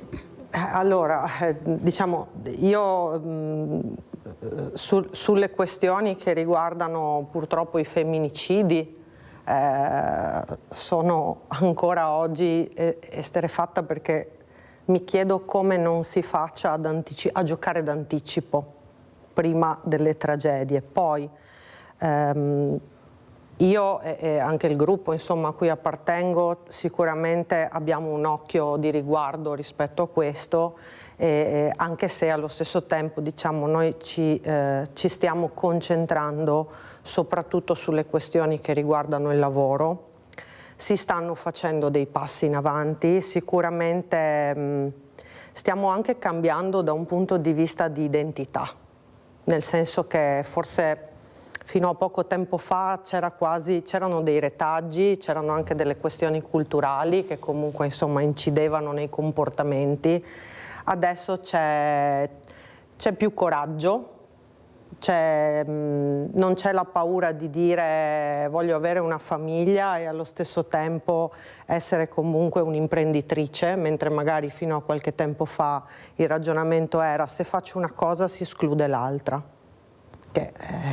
Però ricordiamoci che comunque per riprodursi, voglio dire, per mandare avanti il mondo la donna serve e poi anche io in prima persona mi rendo conto che veramente si possono conciliare le due cose, anche perché siamo nel 2025 guardando al futuro abbiamo tutta una serie di aiuti dal punto di vista tecnologico, culturale, oggi anche dal punto di vista politico ci stiamo muovendo in tal senso, per fare educazione, per fare comunque formazione, per aiutare e supportare tutte le donne che vogliono comunque lavorare in quello che diceva, lavorare e conciliare, ma soprattutto, come diceva lei, avere la libertà di essere chi si vuole essere, sia dal punto di vista privato, cioè la voglia di dire vado liberamente a ballare da sola o con le mie amiche senza essere in pericolo, e anche la libertà di dire perché no, sono un'imprenditrice e ho anche una bellissima famiglia. Perché no? Però dopo la famiglia ho anche la mia libertà. E se voglio andare a ballare una sera vado a ballare. Qual è il problema? Avvocato Marco Sitran, cosa dice, come commenta? Ecco, questa euforia che abbiamo, guardi, abbiamo un'euforia incredibile, ce la faremo. Prego, avvocato. Ma io sono ovviamente per la parità uomo-donna, per pari opportunità nel lavoro e nella società civile delle donne, ci mancherebbe, sono loro le protagoniste secondo me del terzo millennio, sono molto più coraggiose e anche molto più attente alla gestione sia di un'azienda che dell'educazione dei figli, quindi e comunque insomma piena libertà e piena stima alle donne, forza alle donne, ci mancherebbe altro, anche se nel Veneto anche una cultura patriarcale spero insomma in via di estinzione ha dato dei brutti segnali, questo ovviamente lo riconosciamo tutti. Mi auguro che ci sia una nuova cultura e anche forse una nuova politica a tutto tondo per il Veneto che se lo merita. Avvocato Sitran, cos'è che la preoccupa in questo momento difficile diciamo per tutti noi, per la comunità in generale, lavoro, salute, politica, soprattutto fragilità? Ecco, io ci tengo tanto a questa parola, io vedo molto in difficoltà le fragilità e questo mi preoccupa molto. Avvocato Sitran. Mi preoccupa l'umanesimo in crisi, mi preoccupa un'Europa sempre più in balia di lobby finanziarie, mi preoccupa questa politica di riarmo perché dal mio punto di vista Putin non ha nessuna intenzione di invadere l'Europa, non mi piace questa Europa, non mi piace troppo quest'Italia e mi auguro anche che il Veneto abbia la forza anche di guardare al di là del fattore economico dei famosi SKEI, perché qua ci vuole un'attenzione al territorio, un'attenzione all'uomo molto più seria, perché siamo in un mondo digitalizzato ma conta sempre di più il rapporto tra le persone, i momenti di aggregazione e una diversa attitudine verso sociale. Purtroppo dagli anni '80 la mitica frase di Margaret Thatcher che disse non c'è più una società, noi siamo solo dei consumatori. Mi preoccupa il pensiero unico, l'omologazione e il fatto che siamo sottoprodotti della circolazione delle merci. Ecco, vorrei invece che al centro di tutte le politiche ci fosse l'uomo e ci fosse una rivalutazione dell'umanesimo, molta più attenzione ai bisogni anche delle persone, delle famiglie che ovviamente fanno moltissima fatica ad arrivare a fine mese con un'inflazione straordinaria, un potere di acquisto sempre più ridotto, e siamo in piena crisi anche se la politica non lo vuole dire. E la ringrazio, avvocato Sitran, di averlo detto, perché anch'io la penso come lei, lo dico tutte le mattine, bisogna stare attenti perché siamo diventati molto fragili in tutti i sensi. E questa fragilità veramente può sprofondare da un momento all'altro se qualcuno non corre ai ripari, ma noi non ce la facciamo da soli, perché purtroppo noi siamo in mano alla politica, caro avvocato, non c'è niente da fare e la politica deciderà il nostro futuro. Allora sentiamo anche Francesca Bozza come commenta le parole dell'avvocato Marco Sitran e soprattutto questo momento delicato, ci mancava Trump, dico io, perché proprio non ci facciamo mancare mai niente. Ecco, è arrivato lui, che bisogna tenete duro che ce la farete, questo è il messaggio, non abbiate paura di niente, resistere. Sì, intanto lui va a giocare a golf e quelli che non resisteranno poi vedremo cosa faranno. Prego Bozza. Allora, io insomma, sposo in pieno quanto afferma l'avvocato, sono convinta di quello che lui dice riguardo a riprendere un po' di umanità, ripristinare comunque delle sane relazioni con equilibrio di genere, che non significa avere solo un occhio di riguardo sulle donne, ma un equilibrio di genere totale e che comunque comporta anche mettere l'attenzione, cambiare un po' paradigma, porta anche ad aumentare la produttività. Noi poi l'abbiamo visto anche insomma anche con delle ricerche proprio su questi temi, dove attraverso anche dei KPI, dei punti di controllo, abbiamo visto come veramente rafforzare le relazioni dando supporto, competenze, abilità, anche ascolto a volte, perché a volte manca anche l'ascolto. Veramente in un periodo tecnico di comprensione, di consapevolezza, comprensione e messa in atto, c'è anche un aumento di produttività. Allora, la Confapi è riuscita a mettere veramente in luce quello che è la figura femminile. Questa imprenditoria femminile che io le invito e ringrazio la Confapi di farmi partecipare alla mia trasmissione queste figure per far capire l'importanza della figura femminile, come ha detto l'avvocato Sitran. Ecco, voi cosa state facendo? Lei in particolare di cosa si sta occupando? Allora, intanto il gruppo di Venezia devo dire che è un gruppo molto proattivo e veramente io sto conoscendo delle donne imprenditrici che si stanno dando un grande affare, quindi non solo discorsi ma molta attività e molta progettualità ma messa in atto, e questo credo faccia parte anche un po' dell'identità territoriale, ma è proprio il gruppo che sta creando veramente questa realtà molto forte. Poi io in particolare sto seguendo dei progetti in partenariato con degli istituti universitari, perché l'intento è quello di prendere anche ragazzi e ragazze già nel momento della loro esperienza didattica o accademica, in modo da creare un terreno fertile e fare in modo che anche noi, che abbiamo qualche anno in più, come dire, li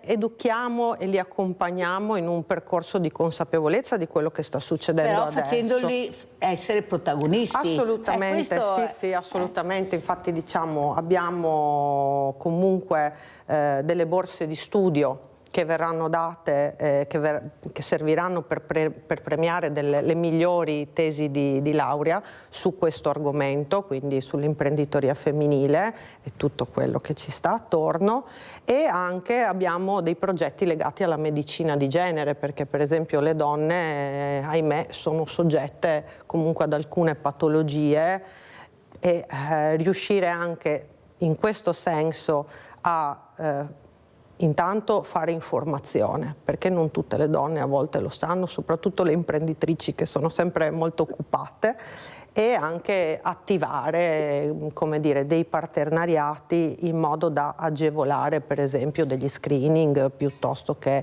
dei servizi. Ecco, visto anche la situazione, ecco, dove queste patologie, ecco, stanno aggredendo anche ragazze in giovane età. Molto giovani, perciò sì. capite che lo screening, se ci fossero i soldi, si potrebbe fare anche ogni anno, ma siamo sempre là. Sì. Il problema diventa complicato molto, proprio perché è sempre a livello di costi, ma io penso che un po' alla volta dovranno capire che bisogna attenzionare queste figure.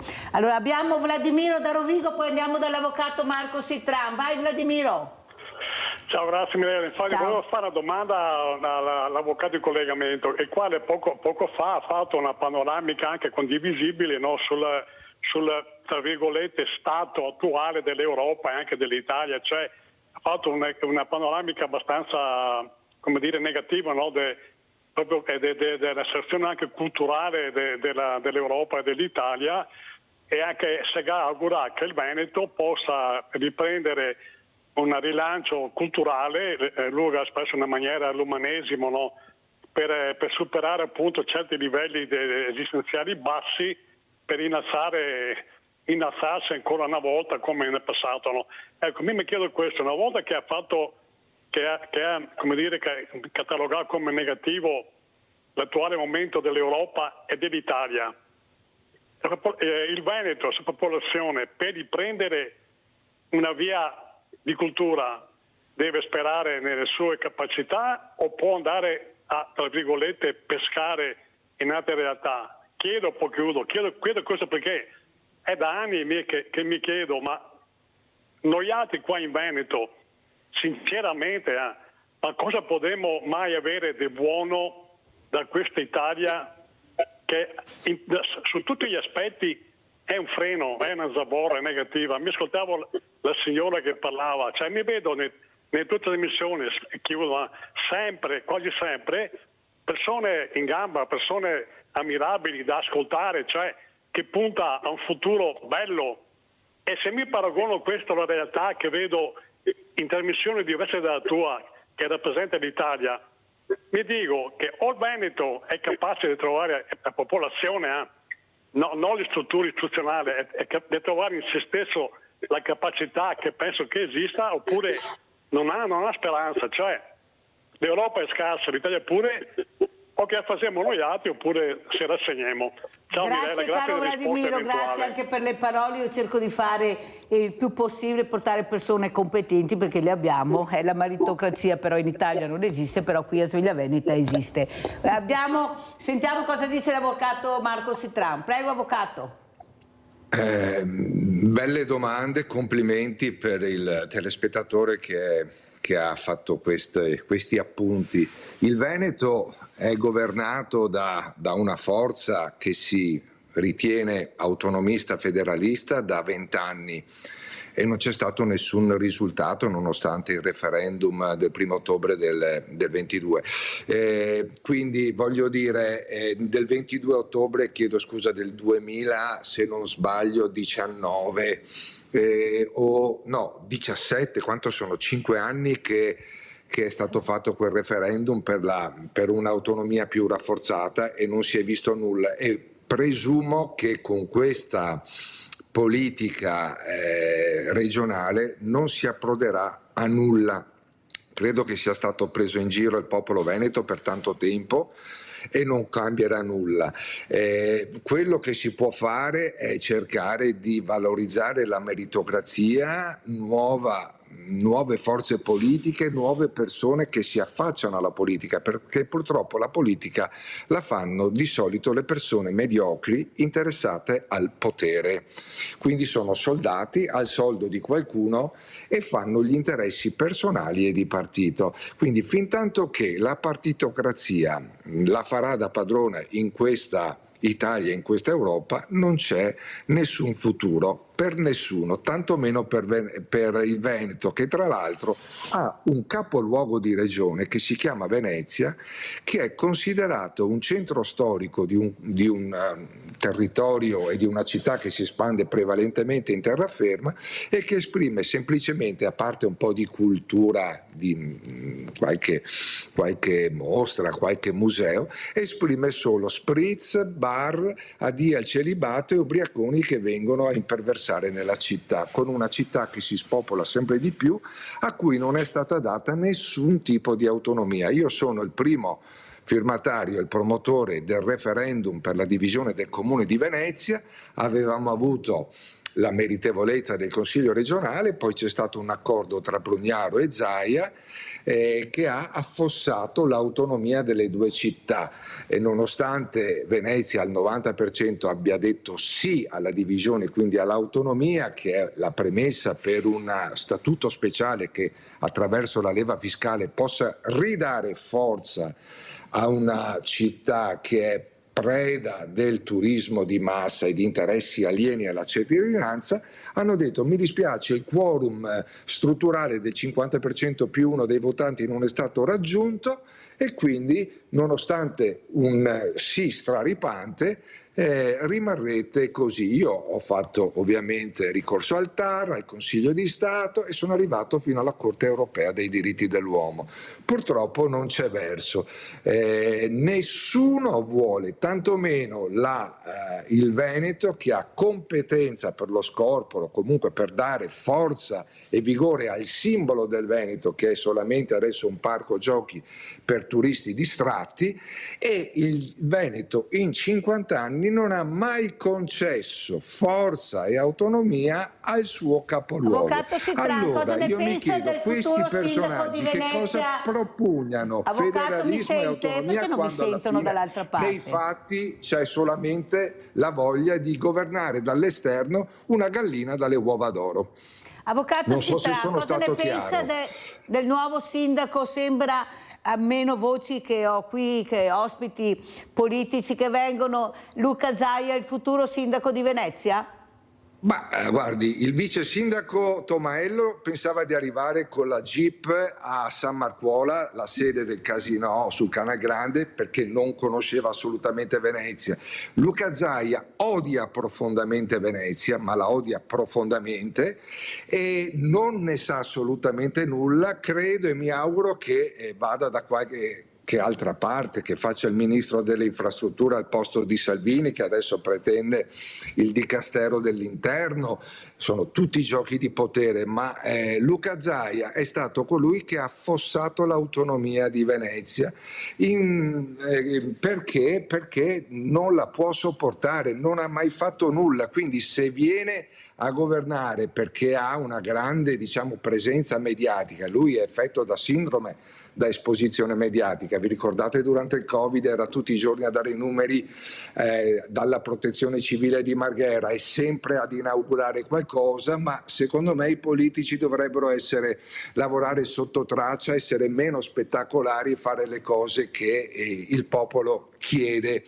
E invece è così, si vuole fare il sindaco di Venezia senza conoscerla, avendola messa in ginocchio, solo perché il sindaco di Venezia può essere considerato anche più di un ministro per la bellezza e la celebrità di Venezia nel mondo. Ma sono tutte propositi vacui, assolutamente sterili, tanto rumore per nulla. Se Luca Zaia si dovesse candidare sindaco, allora mi candido anch'io a sindaco, e così vediamo se lui riuscirà per la prima volta a confrontarsi con qualche avversario politico, perché lui, da quando è al potere, parla solo con i giornalisti e di confronti e di dialogo con gli avversari, con i competitori politici. Mai visto visto confrontarsi con qualcuno. Queste persone sono autoreferenziali e pensano solo al potere e alla vanagloria abbiamo sentito televisiva. che l'avvocato Marco Sitrano non è leghista, intanto l'abbiamo proprio sentito chiaramente. Io sono stato leghista, ero giovane leghista, non ci sono dubbi, sono avvocato. stato segretario giovanile della Lega Nord a 26 anni, dopodiché a un congresso e anche responsabile della comunicazione per il Veneto, dopo un consiglio federale infuocato anche con Umberto Bossi, ho deciso di andare a fare l'avvocato in Romania, perché ho riconosciuto nella Lega un comitato d'affari, nient'altro, e così credo che sia da quando è nata sotto ombre piuttosto torbide e tanto rumore per nulla, ma alla fine il federalismo nessuno l'ha visto e questa riforma pasticciata di Calderoli non troverà nessun approdo in Parlamento. Allora sentiamo cosa ne pensa Francesca Bozza di questo momento particolare dove io sono molto fiduciosa nella figura femminile, che forse sarà una delle poche a capire, a trovare l'uscita per veramente far riprendere quella forza lavoro, quella creatività che abbiamo nel DNA. Quello non ce la può togliere nessuno, che copiano finché vogliono, ma la creatività nasce qua, ce l'abbiamo noi, ce lo dicono tutti, e forse dovrete veramente fare come le api, ecco, difendere questa creatività, questa imprenditoria, e penso che la Confapi assieme anche ad altre sorelle possa farcela. Prego Francesca Bozza. Sicuramente quello di cui parla lei è il partenariato che c'è. Perché effettivamente il fatto di avere un partenariato forte crea una sorta di muro che va avanti e quindi, come dire, va ad implementare delle iniziative necessarie dal punto di vista sociale in questo momento. Poi credo ci sia un tema importante che è quello, la parola che è stata nominata spesso, che è la meritocrazia. La meritocrazia va comunque misurata. E non è solo, come dire, qualcosa destinato alle donne, cioè la meritocrazia vale per tutti e io credo che il nostro compito sia proprio quello anche di guardare al futuro creando un sistema che possa valorizzare chi ha veramente quel pacchetto di risorse umane, professionali che possano davvero fare la differenza in un contesto sociale che comunque è complicato. È complicato, però c'è sempre la via di uscita. Assolutamente. E la via di uscita, a mio avviso, e continuo a dirlo, è fare squadra, ma fare squadra con persone competenti. Avvocato Sitrano, cosa dice a Francesca Bozza di questa energia, ecco, di questo partenariato fondamentale, specialmente nel mondo del lavoro, dell'artigianato, ma in tutto il mondo del lavoro bisogna fare partenariato? Assolutamente, è la forza del Veneto, l'associazionismo, il volontariato, siamo un modello in Italia e credo anche nel mondo. Purtroppo, ribadisco, siamo governati da persone che hanno come unico scopo e interesse il potere e nient'altro. Per fortuna che c'è questo tessuto sociale ed economico, perché noi siamo un modello di impresa e un modello di associazionismo che deve essere valorizzato da guide politiche responsabili. Ci vuole sicuramente la guida della politica disinteressata al servizio della collettività. Io non posso che ribadire che il partenariato è un modello formidabile di sviluppo e di coesione sociale. Però, avvocato, si fa tanta fatica a fare partenariato, nel senso che facciamo fatica a fare squadra.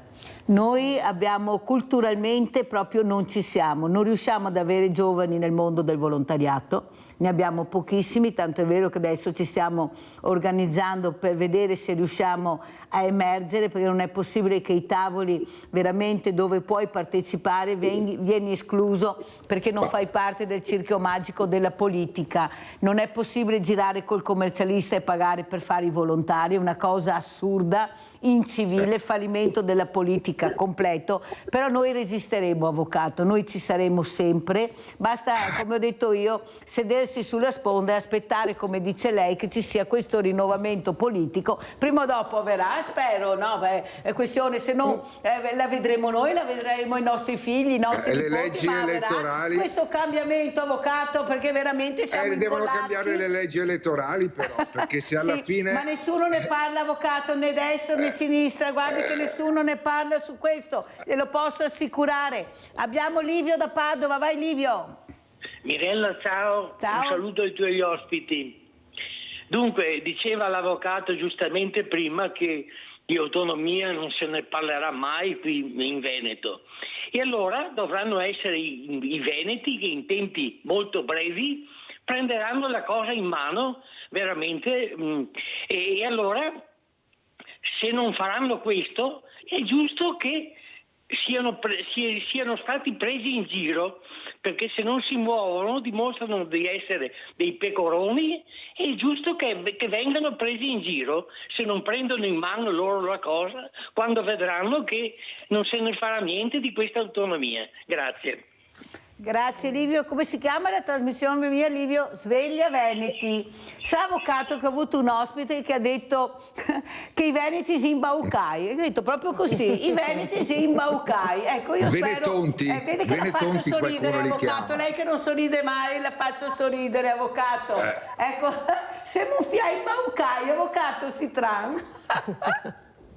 No, qualcuno li chiama Venetonti, adesso io ho la massima stima per i veneti, però è vero che per il momento sono stati, diciamo, presi in giro dalla chimera propugnata dai vertici della Lega di questo, prima c'era l'indipendenza, poi l'autonomia speciale, però voglio dire, Corte Costituzionale e anche lo stesso Parlamento l'hanno praticamente bocciata ed è tutta da riscrivere la riforma ai sensi del titolo quinto della Costituzione, ma è una riforma completamente pasticciata, fatta solamente per creare confusione. Non passerà mai, io sono un giurista, conosco bene il diritto costituzionale, conosco bene anche il sistema federale europeo, questo modello di federalismo, autonomia speciale non passerà mai,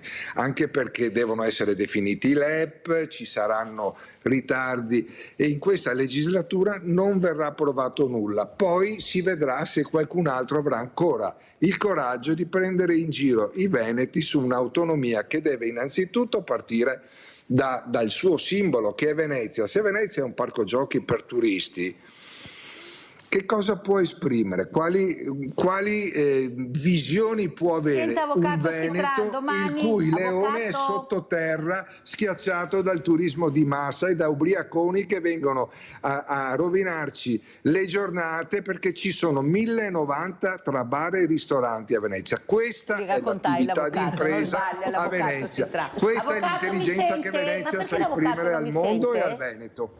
Avvocato Sitran, mi scusi se le faccio anche questa domanda, ma è doverosa.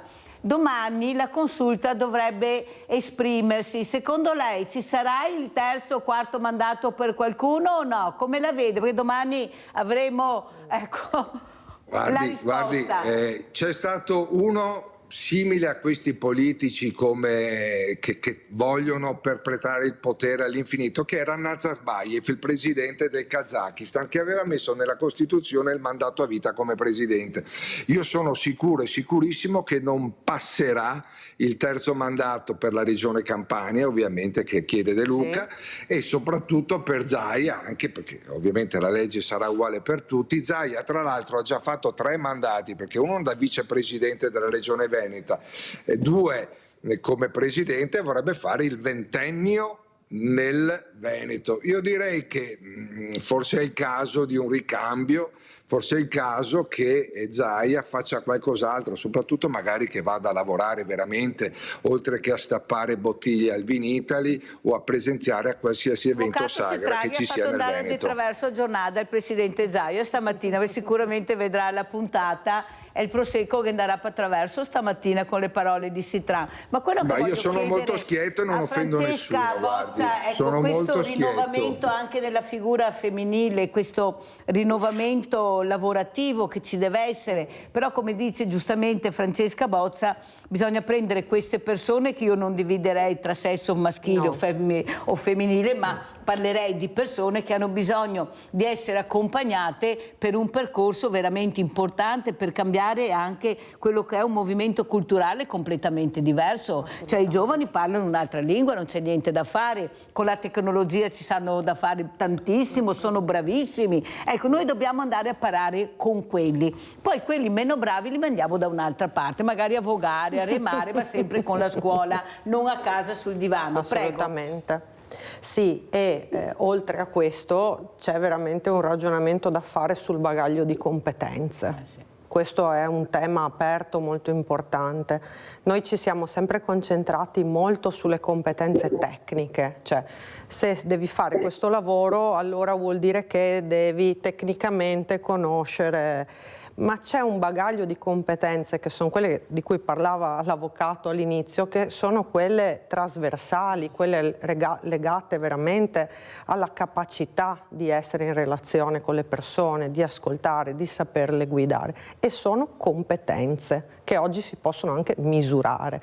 Quindi secondo me quello veramente su cui dobbiamo investire è far crescere le generazioni che stanno venendo avanti e garantirgli che abbiano un bagaglio completo, qualsiasi sia il loro lavoro, perché abbiamo bisogno di tutti, nel senso che non abbiamo bisogno, anche i politici hanno bisogno di entrambe le competenze, ma ne ha bisogno anche la persona che fa un altro tipo di lavoro. Ecco, questo è il grande investimento su cui dobbiamo mettere l'attenzione. Francesca Bozza, cosa ne pensa di riprendere quella legge che c'era una volta, che il ragazzo poteva andare a fare un percorso lavorativo anche a 14-15 anni e che è stata tolta perché si parlava di sfruttamento?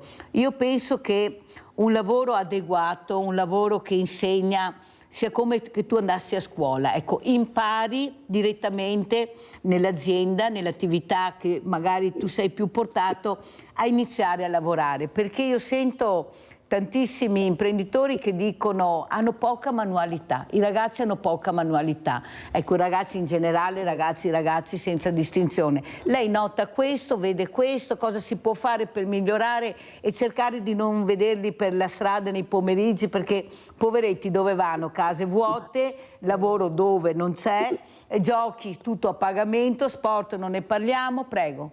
Beh, io credo che c'è la questione che un ragazzo che è in un percorso di crescita non può stare a casa o in giro per le strade.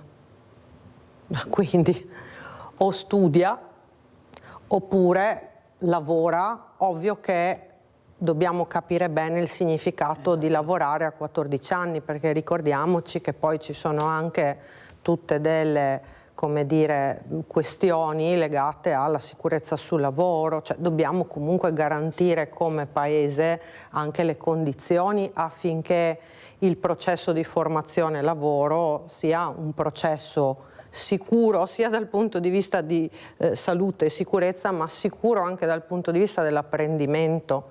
Quindi non dobbiamo fare delle cose, dobbiamo attivare dei processi che siano concreti e inclusivi e controllati. Dobbiamo garantire il risultato, ecco, questa è, secondo me dobbiamo garantire il risultato. L'obiettivo è proprio quello. Sì. Abbiamo Gianni in linea.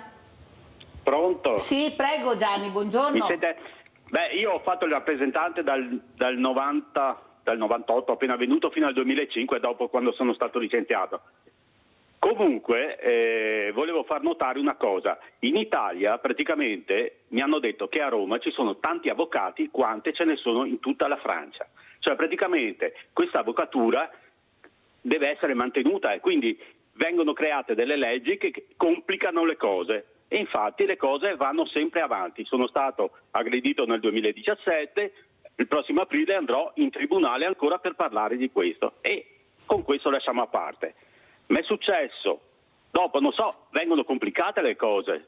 in questo modo e le cose non si risolvono perché essendo troppe complicate, essendo troppa gente che ci mette le mani, cominciano a essere sempre di più. Poi possiamo parlare anche della privacy, è una cosa, non so come esprimersi, cioè voi vi lamentate che non avete la privacy, la possibilità di conoscere le persone che sono in difficoltà, quando Windows conosce di tutto e di più, Android come telefonini, facciamo un'app e dobbiamo dare il consenso e basta parlare e ci vengono proposti, c'è una pubblicità che è mirata proprio e poi lasciamo perdere, noi siamo anziani, abbiamo vissuto una vita normale, adesso ci sono queste novità che comunque hanno un impatto molto diverso per i giovani, perché sono nati con queste novità e obiettivamente sono molto più influenzabili, cominciano già da piccoli e cose del genere, quindi non so come andremo avanti. E un'ultima cosa, se fosse equiparato la politica come un corpo umano, ci sono gli anticorpi che dovrebbero essere i giornalisti che segnalano le possibilità. Anche a me piacerebbe andare in un ospedale e sentirmi dire che va tutto bene, ma se dopo un po' di tempo scopro che le cose non sono andate male, cosa vuol dire? Vuol dire che non hanno fatto il loro lavoro, sono stati molto superficiali, mi hanno dato il contentino al momento, però dopo si scopre, come succede di tutto, praticamente non vengono risolti i problemi si accumulano nella politica e nella società e poi lasciamo perdere. Per quanto riguarda invece l'immigrazione e questo e altro, queste persone si aggregano in posti, diventano più forti di noi, cominciano, come in Francia è successo, a imporre la loro situazione e poi, come tutti noi italioti, non so come andremo a finire. E con questo l'argomento. Grazie Gianni, grazie della telefonata. Sentiamo come la commenta l'avvocato Citran. Avvocato. Allora, intanto volevo rifarmi alla domanda precedente, poi rispondo anche a questo intervento. Noi dovremmo sviluppare un'intelligenza emotiva e l'empatia. Io credo che comunque i ragazzini a 14 anni è bene che facciano fino a 16 anni la scuola dell'obbligo e sarebbe anche opportuno riformare la scuola con test psicoattitudinali per gli insegnanti, perché gli insegnanti sono anche un grosso problema in Italia, perché la scuola non funziona assolutamente, come non funziona la giustizia, come non funziona la sanità. La giustizia, innanzitutto, i giudici non devono essere un potere oltre la Costituzione, un potere politico, dovrebbero essere, selezionati in modo diverso, dovrebbero ricoprire il ruolo di pubblico ministero, ma soprattutto fare anche gli avvocati, perché se non si fa, voglio dire, a tutto tondo la professione di avvocato, secondo me non si capiscono neanche certe cose. Quindi i giudici che a 25 anni vincono un concorso e credono di essere una casta intoccabile, questo non è assolutamente fattibile. Dovrebbe essere come in America, e Nordio, il ministro della giustizia Nordio, ha ragione in questo, ci dovrebbe essere un percorso formativo alla fine del quale si diventa giudici dopo 20 anni. Perché prima si impara a difendere, perché il vero senso della giustizia è guardarla a tutto tondo nei vari ruoli che ci sono: pubblico ministero, giudice giudicante e soprattutto avvocato. Quindi il giudice dovrebbe anche prima di tutto fare l'avvocato e poi, dopo anni di pratica, fare un concorso per diventare giudice. Questo è, secondo me, un meccanismo che potrebbe evitare i difetti che la nostra giustizia ha. Poi, per quanto riguarda i giovani se ne vanno, i giovani che cosa fanno? Tanto è una vita che costa tantissimo, vanno all'estero perché hanno migliori opportunità, sono pagati il doppio e hanno anche gratificazioni. In Italia purtroppo c'è un precariato sempre più diffuso, si lavora negli alberghi, nei ristoranti, si fa poco e c'è poca attenzione per scuola e promozione dei giovani, perché i giovani vanno via perché il futuro in questo paese non c'è. A dispetto di quello che dice il ministro per l'università, la Berdini, che ieri ha detto no, ma noi stiamo investendo, per il momento la tendenza è quella di scappare. Abbiamo perso più di 50.000 cervelli in 7-8 anni soltanto nel Veneto, se non più, quindi voglio dire sono persone, ragazzi, giovani, che trovano il loro futuro e le loro aspirazioni vengono realizzate all'estero e non in Italia. Questo la dice molto lunga su quello che abbiamo purtroppo fatto in Italia, cioè poco o nulla. Grazie Avvocato. Allora andiamo a vedere invece questo progetto in attività giovanile Confapi e poi lo commentiamo. Appindustria Servizi SRL, l'ente di formazione di Confapi Venezia, presenta oggi un'esperienza laboratoriale realizzata all'interno del progetto Esplora Te, illumina il tuo talento, guida la tua indipendenza, un'iniziativa finanziata a Fondo Sociale Europeo che vede le imprese attivarsi nei confronti del territorio rivolta ai giovani. I risultati del progetto, nato per contrastare la dispersione scolastica e l'inattività giovanile, sono stati presentati a Portogruaro. Coinvolti 130 ragazzi e ragazze della città metropolitana. Un progetto che mi sembra sia rivolto dalle piccole imprese nei confronti dei giovani e credo che sia un momento molto importante, un momento nel quale gran parte della gioventù o una parte della gioventù presenta delle criticità. Ecco, progetti come questi sono forse una delle risposte migliori. Orientamento, laboratori formativi e tirocini in azienda per favorire l'aggregazione e rafforzare competenze e capacità personali e sociali. L'obiettivo è quello di fortificare le politiche attive del lavoro e garantire la sostenibilità delle azioni previste.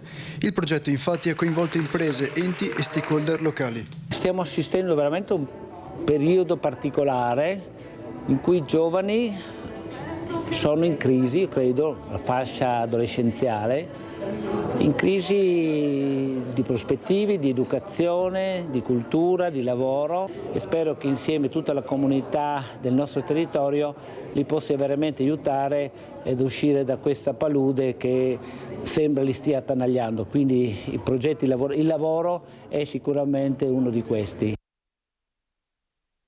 Allora, vediamo anche questi articoli, vediamo se riusciamo a metterli, eccoli qua. Allora, il video che abbiamo visto è violenza di genere in azienda, San Donà, un convegno di Confapi con esperti, imprenditori e lavoratori. Prego, Bozza.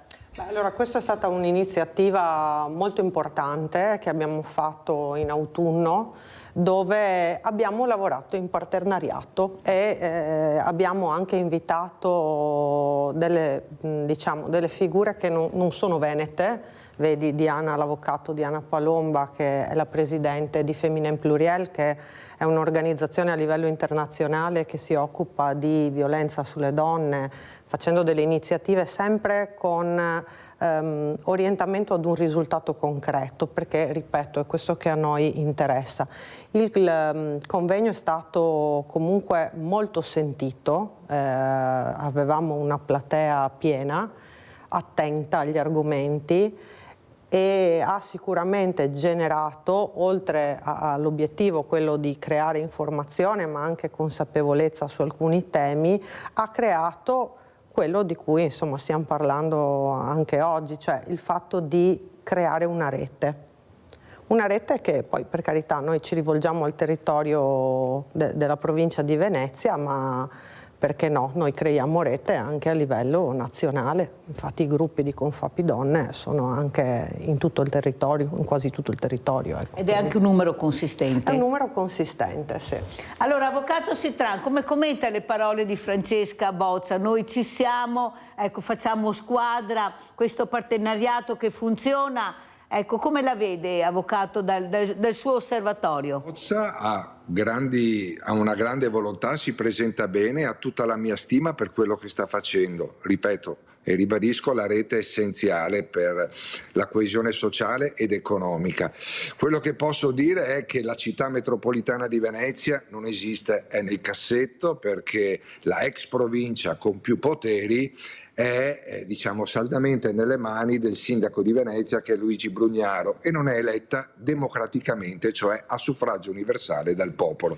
Quindi è un carrozzone all'italiana, eletto dagli eletti e non direttamente dal popolo. Quindi fintanto che questo carrozzone all'italiana non possa diventare ente di primo livello e quindi eletto dal popolo, è semplicemente una complicazione burocratica e non porta nulla di buono al territorio. Basta vedere le province, avvocato, come siamo messi con le province. Ecco, stiamo parlando della città metropolitana di Venezia. Io le dico che sono all'interno della provincia e non riesco a capire la funzione delle province, cosa fanno. Ma almeno sono elette dal popolo, almeno sono elette dal popolo. Sono la eletti città dai sindaci veramente, perché più che è dal stata popolo, con la legge del Rio avvocato. stravolta la democrazia avvocato che sbaglia, avvocato Citran, qua i cittadini non eleggono i presidenti della provincia al momento e sono eletti dai sindaci del territorio. Allora, Francesca Bozza, come ci saluta e che messaggio vuole lasciare questa mattina a Sveglia Veneti?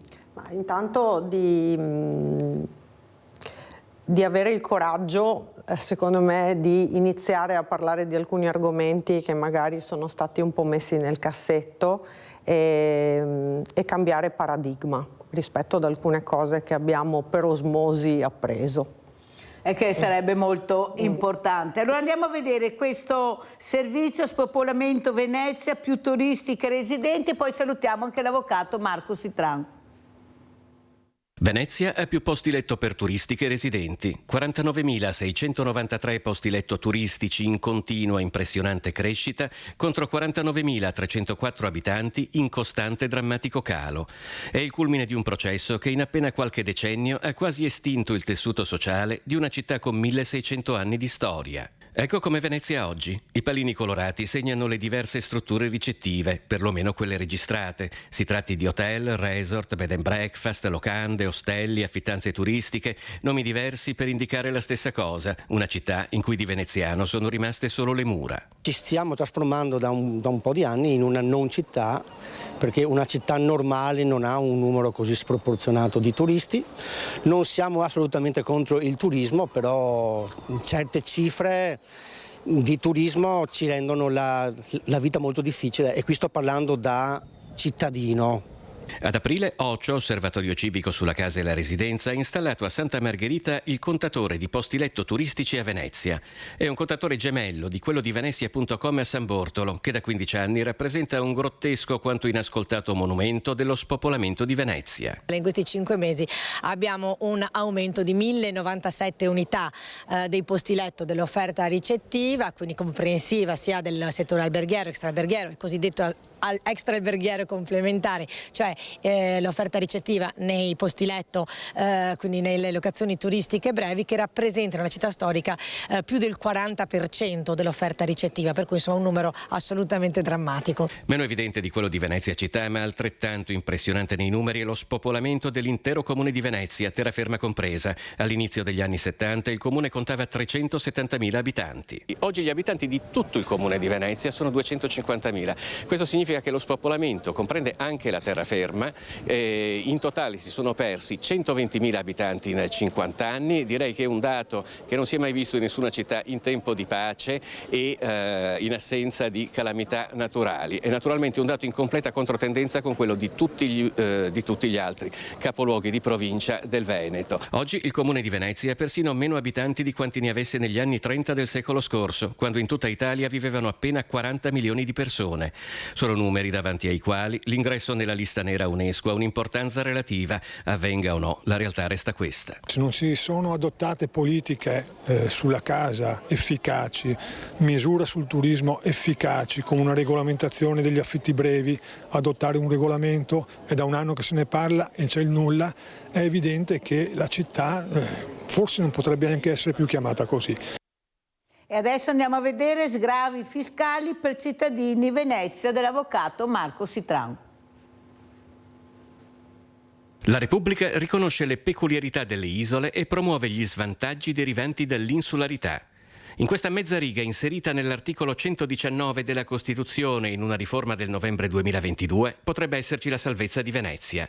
Se venisse applicato, questo comma è infatti potenzialmente in grado di sanare tutte quelle difficoltà che finora hanno penalizzato l'economia e la demografia cittadina. Questo significa che la norma sul federalismo fiscale, che prevede autonomia per le funzioni che devono essere svolte in regioni, province e comuni rispetto alla fiscalità dello Stato, ha un'attenzione particolare alle isole. Quindi tutto quello che noi chiedevamo di poter avere in deroga dalla fiscalità generale a favore di Venezia, oggi come oggi può essere attuato nel rispetto della Costituzione e del principio di eguaglianza. Nel 1973 la legge speciale per Venezia fu emanata non solo a tutela della laguna, ma anche del suo tessuto socio-economico. Mezzo secolo dopo, però, persino in un paese come il nostro è difficile trovarsi di fronte ad un fallimento maggiore.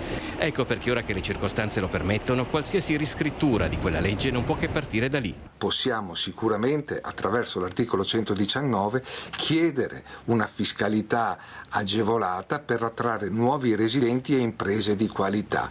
Questo con una legge dello Stato. Lo strumento fiscale, e nella nostra proposta di legge c'è questo strumento fiscale, sono delle esenzioni per attirare coloro che vogliono fare attività di impresa a Venezia, avendo però questa riduzione di costi di gestione che altrimenti li svantaggerebbe, li farebbe restare in terraferma. La palla passa ora alla politica. I professionisti del Movimento Venezia Autonoma sono pronti a collaborare in un ambito normativo assolutamente favorevole. Ci sono anche le normative comunitarie.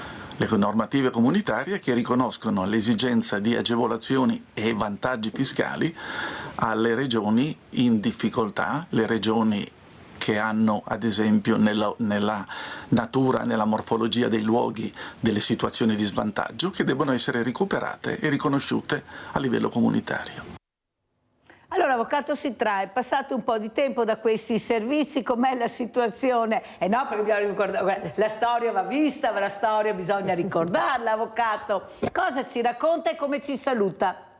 Allora, purtroppo la modifica dell'articolo 119 della Costituzione con il riferimento alla fiscalità agevolata per le isole minori non si potrà applicare a Venezia. Io ho interpellato vari politici, ho chiesto anche approfondimenti, ma Venezia è collegata da un ponte, non è Lampedusa, non è una di quelle isolette in cui vivono pescatori con qualche turista d'estate, quindi non verrà mai applicata a Venezia quella modifica costituzionale. Quello che noi possiamo chiedere è un'autonomia come quella di Roma Capitale, quindi è un'autonomia finanziaria, non più essere ricattati da Roma con una legge speciale che l'altro anno è stata finanziata, anzi quest'anno con 6 milioni di euro, figuriamoci quello quello che non può bastare una cifra di questo genere. Venezia è invivibile, io sono veneziano, cerco e spero che le cose cambino, ma ribadisco, la politica deve fare il suo dovere, bisogna capire che ormai siamo arrivati a un punto di non ritorno, ci vuole coraggio e ci vuole un rinnovamento della classe politica. Questi politici hanno fallito, la Regione Veneto poteva intervenire e aiutare Venezia e l'ha affossata, grazie a Zaia e grazie alla Lega Veneta e alla Liga. Allora, avvocato, c'è un detto qua a Veneto che lei saprà: campa caval che l'erba cresce, così si dice, perciò noi siamo Andiamo avanti con ottimismo, sperando che il quadro politico sia stravolto alle prossime elezioni. Però ascoltiamo anche Antonio, poi saluto gli ospiti. Vai Antonio da Padova. Sì, pronto, buongiorno Mirella e buongiorno anche all'ospite. Io spero che la questione venga risolta col bob che hanno fatto a Cortina, che hanno segato una foresta come si dice, secolare, per creare questo bob che hanno speso 100, 120, 130 milioni che dopo vanno spesi anche dopo, perché dopo c'è il mantenimento, vabbè, insomma tutte quelle cose lì. Ringrazio Mirella, Zaia. una volta bastava 2 cuori e una capanna. Io mi ricordo che quando ci si sposava bastava anche una catapecchia, e dopo con la vita che c'era una volta libera, giusta, con questa catapecchia ti facevi una villa. Io mi ricordo che si andava a lavorare, il marito andava a lavorare, la moglie stava a casa, e con lo stipendio la gente si metteva a posto la casa e diventava una villa. Adesso sei l'incontrario. Adesso tu vai, ti sposi, ti vai ad abitare una casa, la casa va in decrepito, praticamente tu soldi non ne hai, perché chiaramente i soldi gli hanno da finire tutti a Roma, perché Roma è la capitale, quindi tutte le strade vanno a finire a Roma, non solo le strade, vanno anche Ischia a Roma. E dopo cos'è che hai? Hai che la Venezia si invecchia, soldi la gente non li ha per ristrutturare i suoi alloggi, e capita così. È una cosa naturale, perché, Mirella, sono i tempi che cambiano. Ma sì, ma in peggio. Grazie. Buongiorno, Antonio, grazie. guarda che vanno a Roma, ma poi tornano anche alle regioni. Tu dimmi un presidente di regione che non vorrebbe perdere la poltrona. Prova a pensare perché. Il ministro è niente confronto a quello che gestisce un presidente di regione.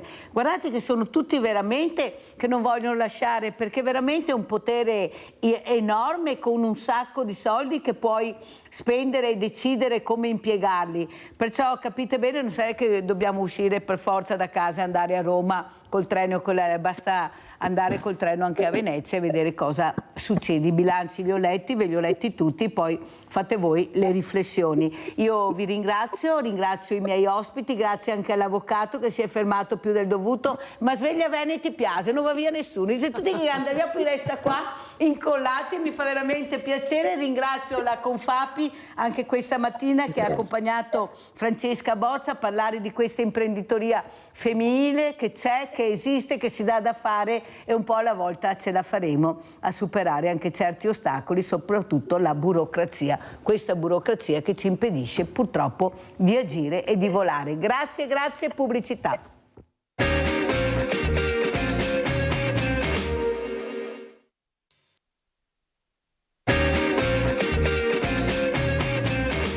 Adesso abbiamo 2 sindache, 2 figure femminili. Questa mattina Mirella con la Confapi è femminile, e con queste 2 sindache facciamo bingo per far capire quanto impegno ci stanno mettendo, soprattutto queste figure che sono le uniche che riusciamo a trovare. Saluto Maurina Sessolo, sindaca di Fontanelle, lista civica, sbaglio? Lista civica, che non sbagliamo, civica, chiaro, attenzione. E saluto anche Martina Rocchio, sindaco di Curtarolo.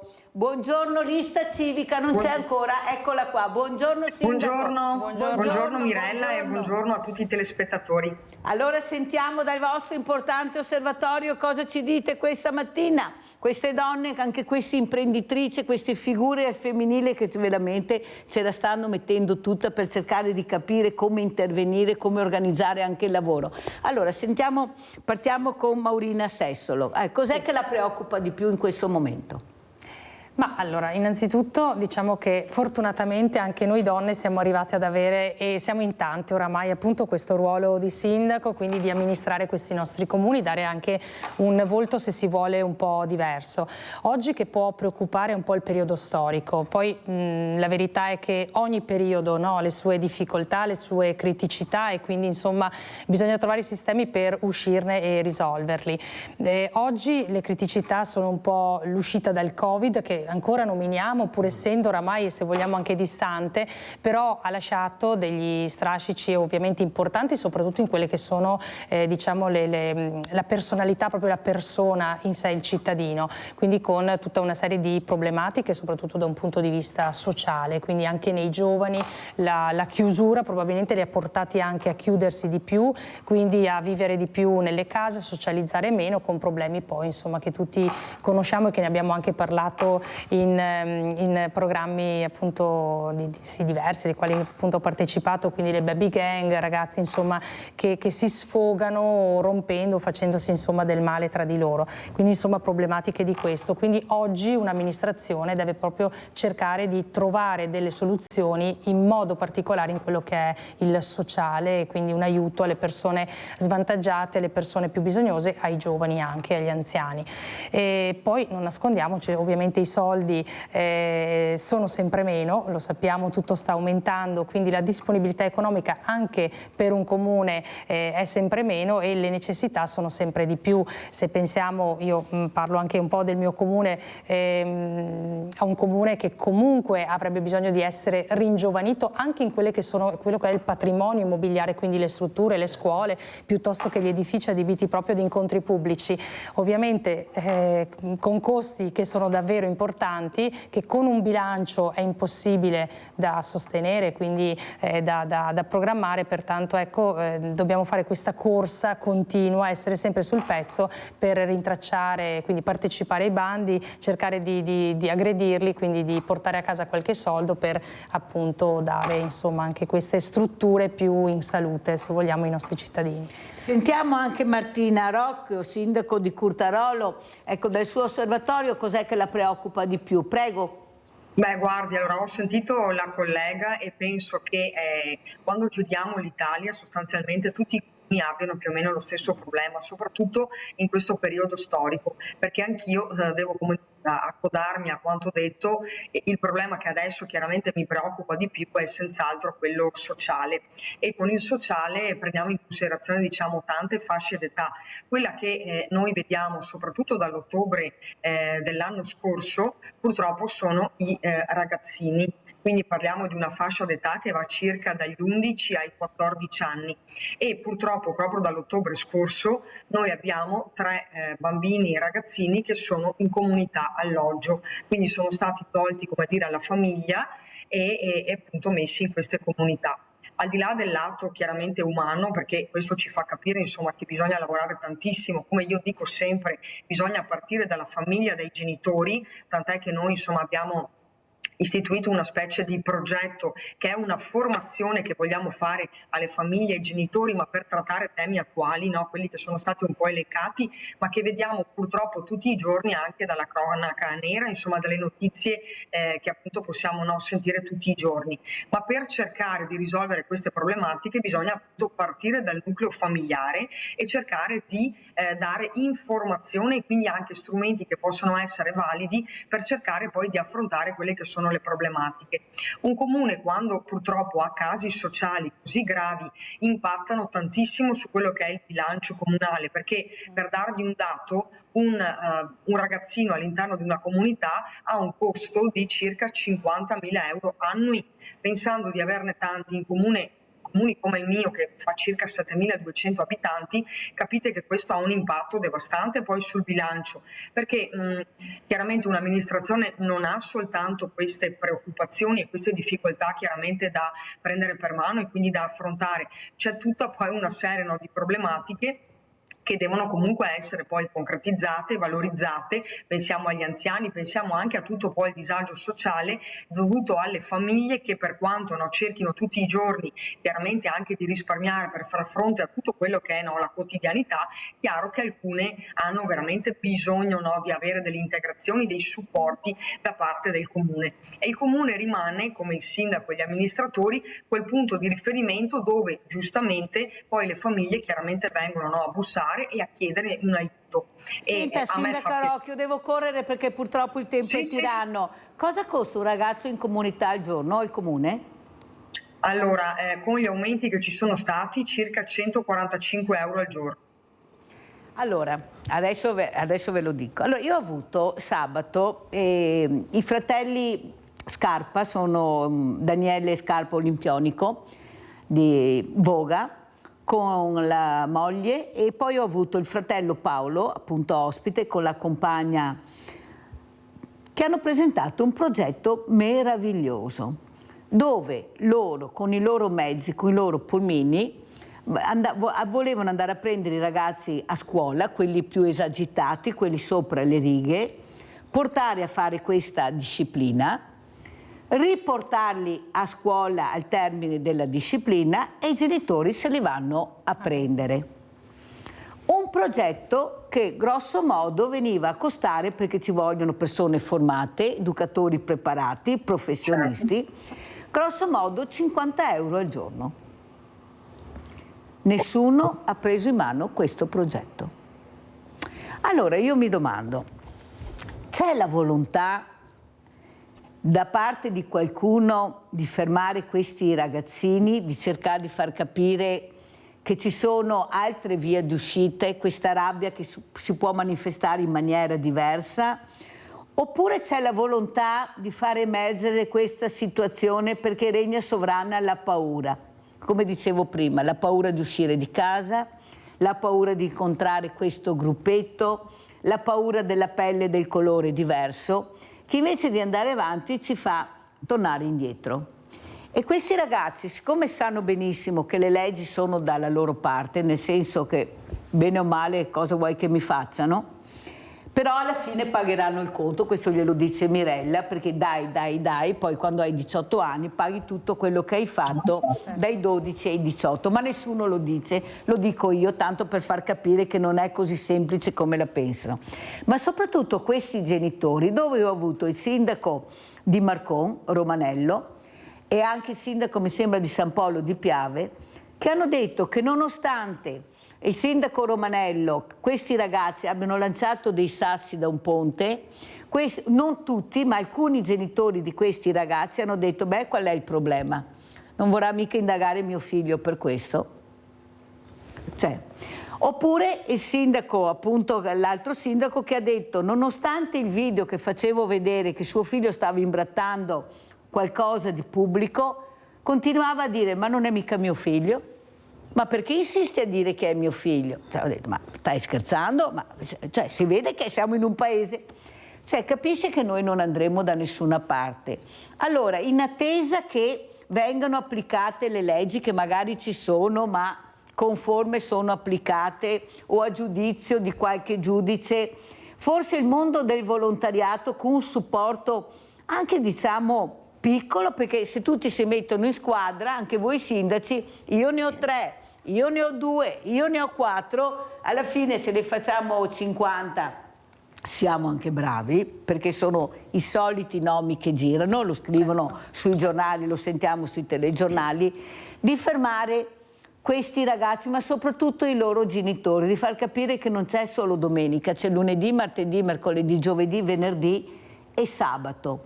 Ecco, forse voi potete farlo, perché siete in tanti, siete un numero enorme di sindaci, avete gli eserciti che sono i cittadini che vi votano, e penso che i cittadini tutti quanti vogliono sicurezza, sia nelle case che quando escono, specialmente i fragili. Allora, volete capire che forse noi vi abbiamo eletto, parlo in generale naturalmente, non è che mi rivolgo a voi, che forse dovete fare più squadra, farvi sentire, unire le forze anche economicamente, di far capire che il problema adesso è questo, sono le fragilità il problema. Non è la pista da bob, non è la pedemontana, non è quello che noi vogliamo che voi sindaci che siete in prima linea, che vi hanno dato una patata no bollente di più, che voi dovete riuscire a fare qualsiasi cosa con una coperta cortissima, ecco, dovete muovervi in maniera diversa per far capire che non c'è più ciccia per gatti per il politico che non capisce. Sessolo.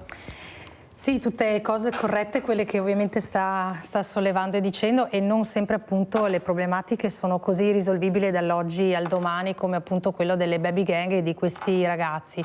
Allora dobbiamo dire che il mondo sta un po' cambiando, si sta evolvendo, il progresso molto spesso ha portato un regresso su certe cose, quindi tutto quello che potrebbe essere anche il social, i canali social, che potrebbero essere davvero il progresso, uno sviluppo importante per trovare delle notizie eccetera, molto spesso viene usato negativamente, e quindi si sviluppano appunto questi ragazzini che attraverso i social fanno vedere la loro forza e poi ovviamente la vanno anche a portare in piazza. Fermo un secondo perché abbiamo una telefonata, se no mi cade la linea. Pronto? Pronto, buongiorno, sono la signora Beatrice. Buongiorno. Buongiorno, io volevo chiedere una cosa. A me mi hanno tolto mio figlio 9 mesi e mezzo fa. Però volevo sapere una cosa, per nessun motivo loro hanno scritto tutto quello che hanno voluto, che è tutta falsità. Io ho fatto l'udienza a Venezia e tutto quanto, però hanno creduto sia il padre che la figlia e non hanno creduto a me e neanche a mia sorella. Però io volevo sapere una cosa, 2 cose volevo sapere. Allora, mio figlio è in comunità, ok? Volevo sapere questo. Io, essendo la madre, ok, sono la madre di mio figlio, ho il diritto io di vestirlo e di dargli, per carità, di tutto e di più come ho sempre fatto, o sono loro, essendo che i soldi viene dati dallo Stato? Allora, la tua domanda è: chi è che deve pagare per questo ragazzo? Devo pagare io tutto quello che gira attorno alla sua figura e con la sua crescita, o c'è qualcun altro, giusto? No, io sono sola. Praticamente io gli sto dando di tutto e di più. A mio figlio l'ho vestito, lo sto vestendo, gli sto prendendo gli occhiali perché vabbè, ha problemi di vista e tutto quanto, fa sport e tutto. Però volevo sapere una cosa, ma essendo che in comunità ha il diritto loro di prendergli le cose che manca, ho capito io che è quello che dicevi. Sentiamo allora la sindaca come risponde Martina Rocchio. Sentiamo Martina Rocchio. A questa mamma. Buongiorno signora. Allora, chiaramente quando è all'interno di una comunità il minore è affidato alla comunità, quindi anche per tutte quelle che sono le necessità. Bisogna ricordare che però il genitore, quindi la genitorialità, rimane un obbligo e quindi un diritto alimentare nei confronti del figlio e chiaramente di tutte quelle che possono essere le necessità. Poi bisogna appunto vedere anche la compartecipazione nel caso in cui la famiglia non sia in grado di far fronte, come dire, a tutta la retta o comunque al pagamento. Allora in quel caso, certo, chiaramente è un caso se viene evidenziato dagli assistenti sociali, perché adesso è abbastanza difficile dare una risposta precisa, bisogna appunto vedere il quadro generale, però tendenzialmente c'è una compartecipazione anche poi del comune nel caso in cui la famiglia non sia in grado chiaramente di pagare la retta a pieno. Sentiamo la sindaca Sessolo. Per le questioni, come dire, essenziali rimane sempre chiaramente il genitore, quindi dovrà compartecipare. Prego. Sì, ecco, mi accodo a quanto detto dalla collega che magari sta anche sperimentando, no? Avendo appunto dei casi in istituti. Sicuramente c'è la compartecipazione, la famiglia dovrà provvedere comunque a determinate cose necessarie appunto per il ragazzo, quindi non so, mi vengono in mente appunto gli occhiali piuttosto che qualche altro bisogno, e dall'altra c'è appunto l'istituto, comunque la comunità all'interno della quale è inserito, che ovviamente passa appunto gli alimentari piuttosto appunto che la cena, il cibo eccetera, quindi quello che è diciamo di necessario per la vita del ragazzo sicuramente è sostenuto dalla comunità, il resto sicuramente deve compartecipare la famiglia. Anche il comune, come diceva benissimo la collega, compartecipa al tutto qualora ci sia la necessità di farlo, il bisogno. Allora, no, basta. Quello che volevo capire però, sindaco Sessolo, è cosa si può fare per migliorare anche queste situazioni. Nel senso, ci sono comunità che funzionano e ci sono comunità che non funzionano. Ci sono comunità che avrebbero bisogno di un supporto veramente importante come professionalità e abbiamo delle comunità che non ce l'hanno. Forse il nostro problema è che dobbiamo un po' dividere le esperienze e le competenze, perché facciamo sempre il solito minestrone, buttiamo dentro tutto e poi alla fine non si riesce a capire chi fa cosa e se è adatto a fare quel percorso. E così avviene anche nel mondo del volontariato, che hanno messo tutti dentro e poi dobbiamo fare questi corsi a persone che hanno 80, 85, 75 e qualcuno dice anche no, chi me lo fa fare. Mentre dovremmo dividere e capire chi fa cosa e dove può essere di aiuto per aiutare l'amministratore che ha questo problema. Non sembra che la Regione dovrebbe fare questo, cioè dividere le associazioni, capire, tu hai i pulmini, perfetto, allora vediamo dove c'è necessità di trasporto. Tu cosa fai? Fai educazione, perfetto, tu fai sport, perché tutti dentro così alla fine non risolviamo il problema. non lo risolviamo, perché non sappiamo neppure chi siamo, non ci conosciamo, non sappiamo capire dove andare a parare con la burocrazia che aumenta sempre di più, voi ne sapete qualcosa, i servizi sociali che sono più chiusi che aperti perché mancano le figure, e se non ci sono quelli dove andiamo, dove vanno? Capite che forse è da cambiare anche il modo di fare sociale. Cioè devono cambiare orari, giornate, bisogna investire sul sociale, soprattutto sulla famiglia. Quel ragazzo che non ha i genitori, dove lo mandiamo? Chi è che si prende carico di questo ragazzo? Prego, Sessolo. Appunto, come si diceva prima, è una società che si sta evolvendo e sta cambiando, e quindi quello che anche lei ha citato, l'associazionismo, quello che funzionava in un determinato modo, l'associazionismo, le associazioni fino a poco tempo fa, oggi deve evolversi, e probabilmente stiamo andando verso un mondo dove ci si deve unire, la squadra sarà quella vincente, cioè più ci si unisce, più le forze si mettono insieme, le competenze, e si dividono i ruoli per competenza, per meritocrazia, sicuramente è la mossa vincente. Oggi da soli, singolarmente, non si va da nessuna parte, cosa che invece magari un tempo otteneva un buonissimo risultato. Quindi anche oggi nei nostri piccoli comuni, dove le realtà associative sono tantissime, perché devo dire anche nel mio comune abbiamo più di 40 associazioni, tra quelle che operano nel sociale, nel settore della cultura, sono praticamente tante, ma se si uniscono, quando si mettono insieme, davvero fanno cose spettacolari e cose importanti e grandi.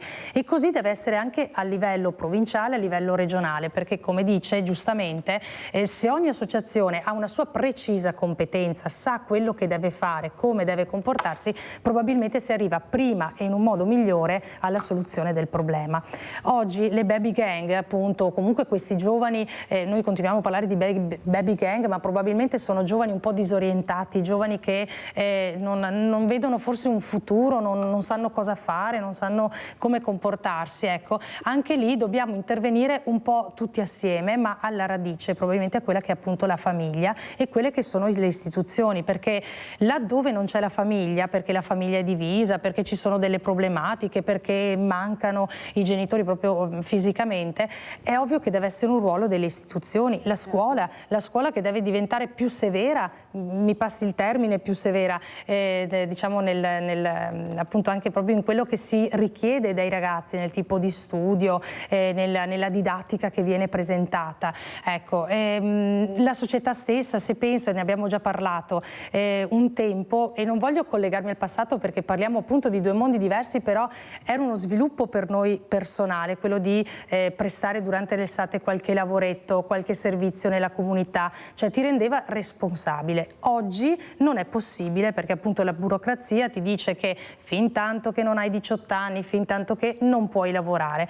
E questo ovviamente ti porta il giovane ad essere sempre ovviamente o comunque fuori o a casa sul divano, il cellulare, e non sviluppa competenze, non sviluppa volontà, non sviluppa il senso del sacrificio. Ecco, quindi sicuramente fare squadra, e anche le associazioni, come ripeto e diceva benissimo lei, se ognuna si occupa veramente di un qualcosa di specifico, si arriva probabilmente a qualcosa di più importante. Allora sentiamo anche cosa ne pensa Martina Rocchio di questo momento, che è un momento di un cambiamento epocale, non c'è niente da fare, ma noi dobbiamo attenzionare questi giovani, questi fragili che sono anche diversamente giovani, e soprattutto cosa ne pensa di mettere assieme le forze anche tra di voi per superare questo momento delicato. Io delle volte ho dei sindaci che dicono: ah, il mio comune funziona bene, ho i servizi sociali perfetti, sono il territorio, poi arriva la telefonata che dice l'incontrario, e allora il sindaco dice beh forse,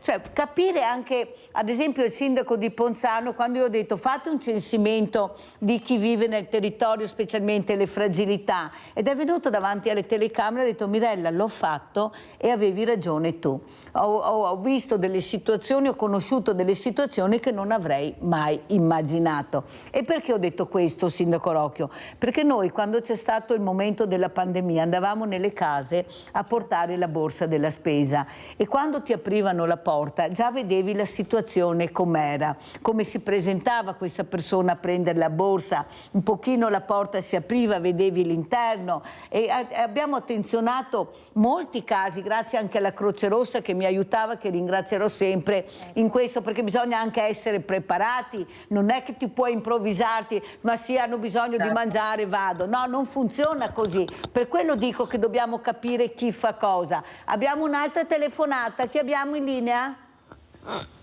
Pronto? Renato? Pronto? Sì. Prego. Buongiorno, allora, no, io chiamavo perché sentivo che aiutare i veneti qua, là, su e giù, però alla fine della fiera io guardo che nel mio comune, nella mia situazione, nessuno fa niente perché ho 56 anni e non ho lavoro.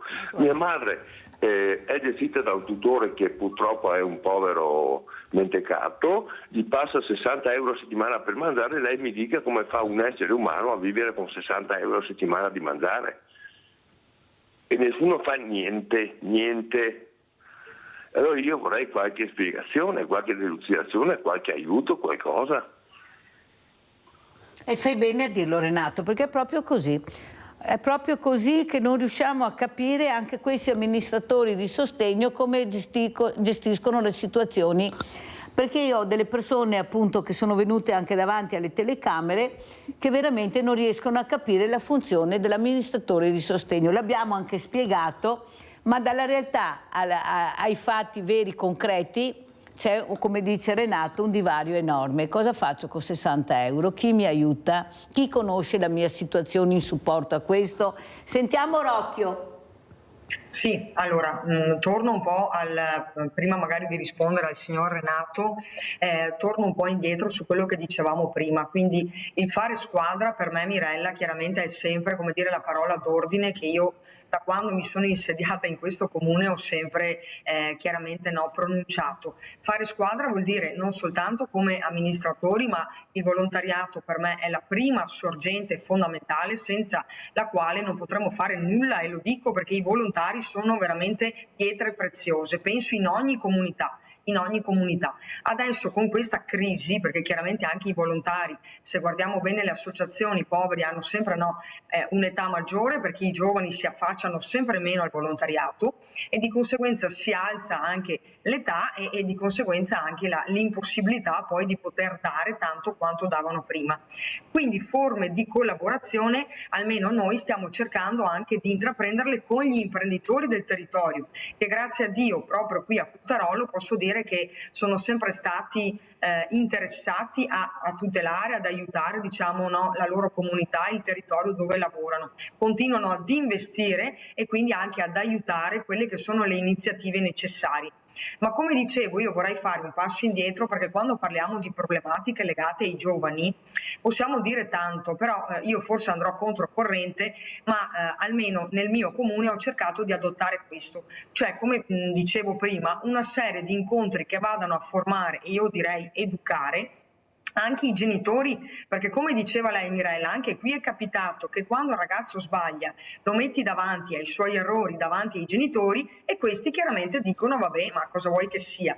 Ed è lì che noi dobbiamo intervenire, perché se no non cambieremo nulla se non interveniamo sui genitori, sulla famiglia, e questo dobbiamo farlo capire, altrimenti queste generazioni purtroppo non avranno dei modelli stabili, forti, che possono poi aiutarli anche per esempio a superare quelle che sono le frustrazioni, i no, perché tantissimi femminicidi, e questo non lo dico io, lo dicono chiaramente gli esperti, psicoterapeuti, cos'è il problema del non accettare i no, di non accettare la frustrazione? Per esempio io stasera, che ho dato vita a questa serie di incontri formativi, stasera parliamo di autostima e identità, perché è da lì che dobbiamo partire, cioè dobbiamo far sì che i nostri giovani abbiano autostima, abbiano una loro identità. Eccola qua, Sindaco, la locantina che fa capire l'importanza che sta cercando di fare anche il Sindaco Rocchio, coinvolgendo i genitori, la famiglia, perché è là il problema, il nocciolo che abbiamo duro. Prego Sindaco. E poi riallegandomi diciamo a quello che ha detto questo signore, allora io parlo chiaramente della realtà che vivo e quindi quella che vedo tutti i giorni. È vero che c'è anche tanta dignità, diciamolo, perché le nostre famiglie, quelle che hanno bisogno, si fa fatica a portare davanti all'assistente sociale perché poverine vogliono cercare di farcela da sole. Allora io dico che l'attenzione importante e fondamentale deve venire da quello che noi definiamo un osservatorio, cioè l'assessore al sociale da noi sa quali sono i casi più delicati, più fragili, entriamo nelle famiglie, andiamo dagli anziani perché bisogna parlare con queste persone. Sindaco, e molte volte le invitiamo noi a venire in comune a dire ma se avete delle difficoltà non dovete vergognarvi, Sindaco perché Rocchio, siamo qui basta. per questo. Abbiamo chiuso perché il tempo è terminato, deve salutare anche la sindaca Sessolo. Grazie, comunque complimenti per quello che sta facendo, veramente una bellissima iniziativa. Sindaco, come ci saluta? Ma un po', ripeto, mi accodo perché anche qui come ambito USL 2 stiamo portando avanti progettualità di questo tipo cercando di dare formazione ai genitori. C'è un progetto proprio intitolato Geni che prevede in tutto il territorio dell'ASL e quindi Fontanelle, Lopitergino, insomma tutta la zona dove amministro, che proprio prevede questa serie di incontri dove si parla proprio di come educare i figli, le problematiche che si possono nascere in età adolescenziale e quindi appunto come risolverle. Quindi la volontà sia da parte appunto delle amministrazioni che in questo caso si sono messe insieme, stanno presentando in tutto il territorio della provincia di Treviso degli incontri che siano appunto univoci e quindi appunto uguali per tutti. L'importante è anche lì che la gente arrivi e queste famiglie che ritengono di avere un bisogno di essere aiutate o di sentire come poter agire possano insomma intervengano e partecipino. Ecco, grazie a questi ospiti importanti che abbiamo avuto questa mattina, buon lavoro veramente perché ne avete bisogno. Adesso andiamo a pranzo con la ricetta di Mirella.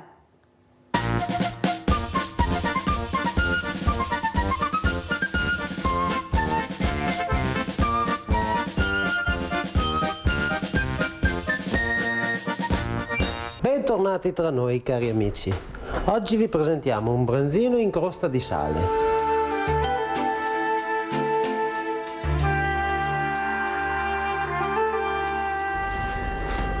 Prenderemo il nostro branzino, noi lo abbiamo già preparato pulito, comunque normalmente andiamo a togliergli le lische, lo evisceriamo e abbiamo due sistemi per eviscerarlo, o lo apriamo completamente oppure andiamo a praticare due incisioni e lasciamo la parte centrale della pancia intera.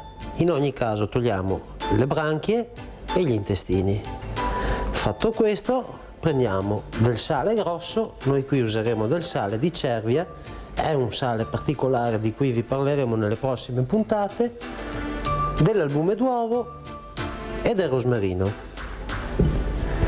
Prendiamo l'albume d'uovo e iniziamo a montarlo leggermente, non deve essere montato a neve ma bensì deve essere cremoso. Ecco, abbiamo montato abbastanza gli albumi, come potete vedere è un composto leggermente spumoso. Ora andiamo ad unirci il sale grosso, ne uniamo circa, per 4 branzini ci vorranno sui 2,5 kg-3 di sale. Dopodiché impastiamo il tutto e otterremo un impasto modellabile, cioè che tenga forma. Ecco, ora abbiamo impastato il sale con l'albume d'uovo, andiamo ad insaporire leggermente i branzini che poi cuoceremo con uno spicchio di limone ed un rametto di rosmarino. Ecco qua, prendiamo un vassoio in acciaio inox, gli creiamo un fondo di sale sopra il quale andremo a appoggiare i nostri due branzinetti. Ecco, una piccola cura consiste nel poggiare il branzino aperto totalmente, chiudendolo in questa maniera, in modo che il sale che poi andremo ad appoggiarci sopra non mi entri dentro il pesce. Comunque appoggiamo il nostro branzino e iniziamo a ricoprirlo con il sale unito agli albumi d'uovo e cerchiamo di dargli la forma che gradiamo. cercheremo di dargli la stessa forma del pesce, se ci riusciamo. Ecco qui, come potete notare, il sale si lascia modellare abbastanza facilmente. Se vogliamo, possiamo con un chicco creargli l'occhio e con una strisciolina di limone o di arancio proviamo a creargli la bocca ed eventualmente, se lo gradite, con la lama di un coltello andiamo a segnargli un attimino il sale come se fossero delle lische, coreografico più che altro. Quando abbiamo preparato il nostro branzino così, andiamo ad infornarlo a 200 gradi per circa una ventina di minuti. Ecco, sono trascorsi circa una ventina di minuti e come potete vedere la crosta di sale si è cotta e il nostro branzino all'interno si è cotto anche lui. Ora possiamo decorare con 2 rondelline il nostro vassoietto, lo porteremo in tavola, lo apriremo innanzi ai nostri commensali e ci gusteremo appieno il profumo dei vapori che usciranno dal nostro branzino in crosta di sale.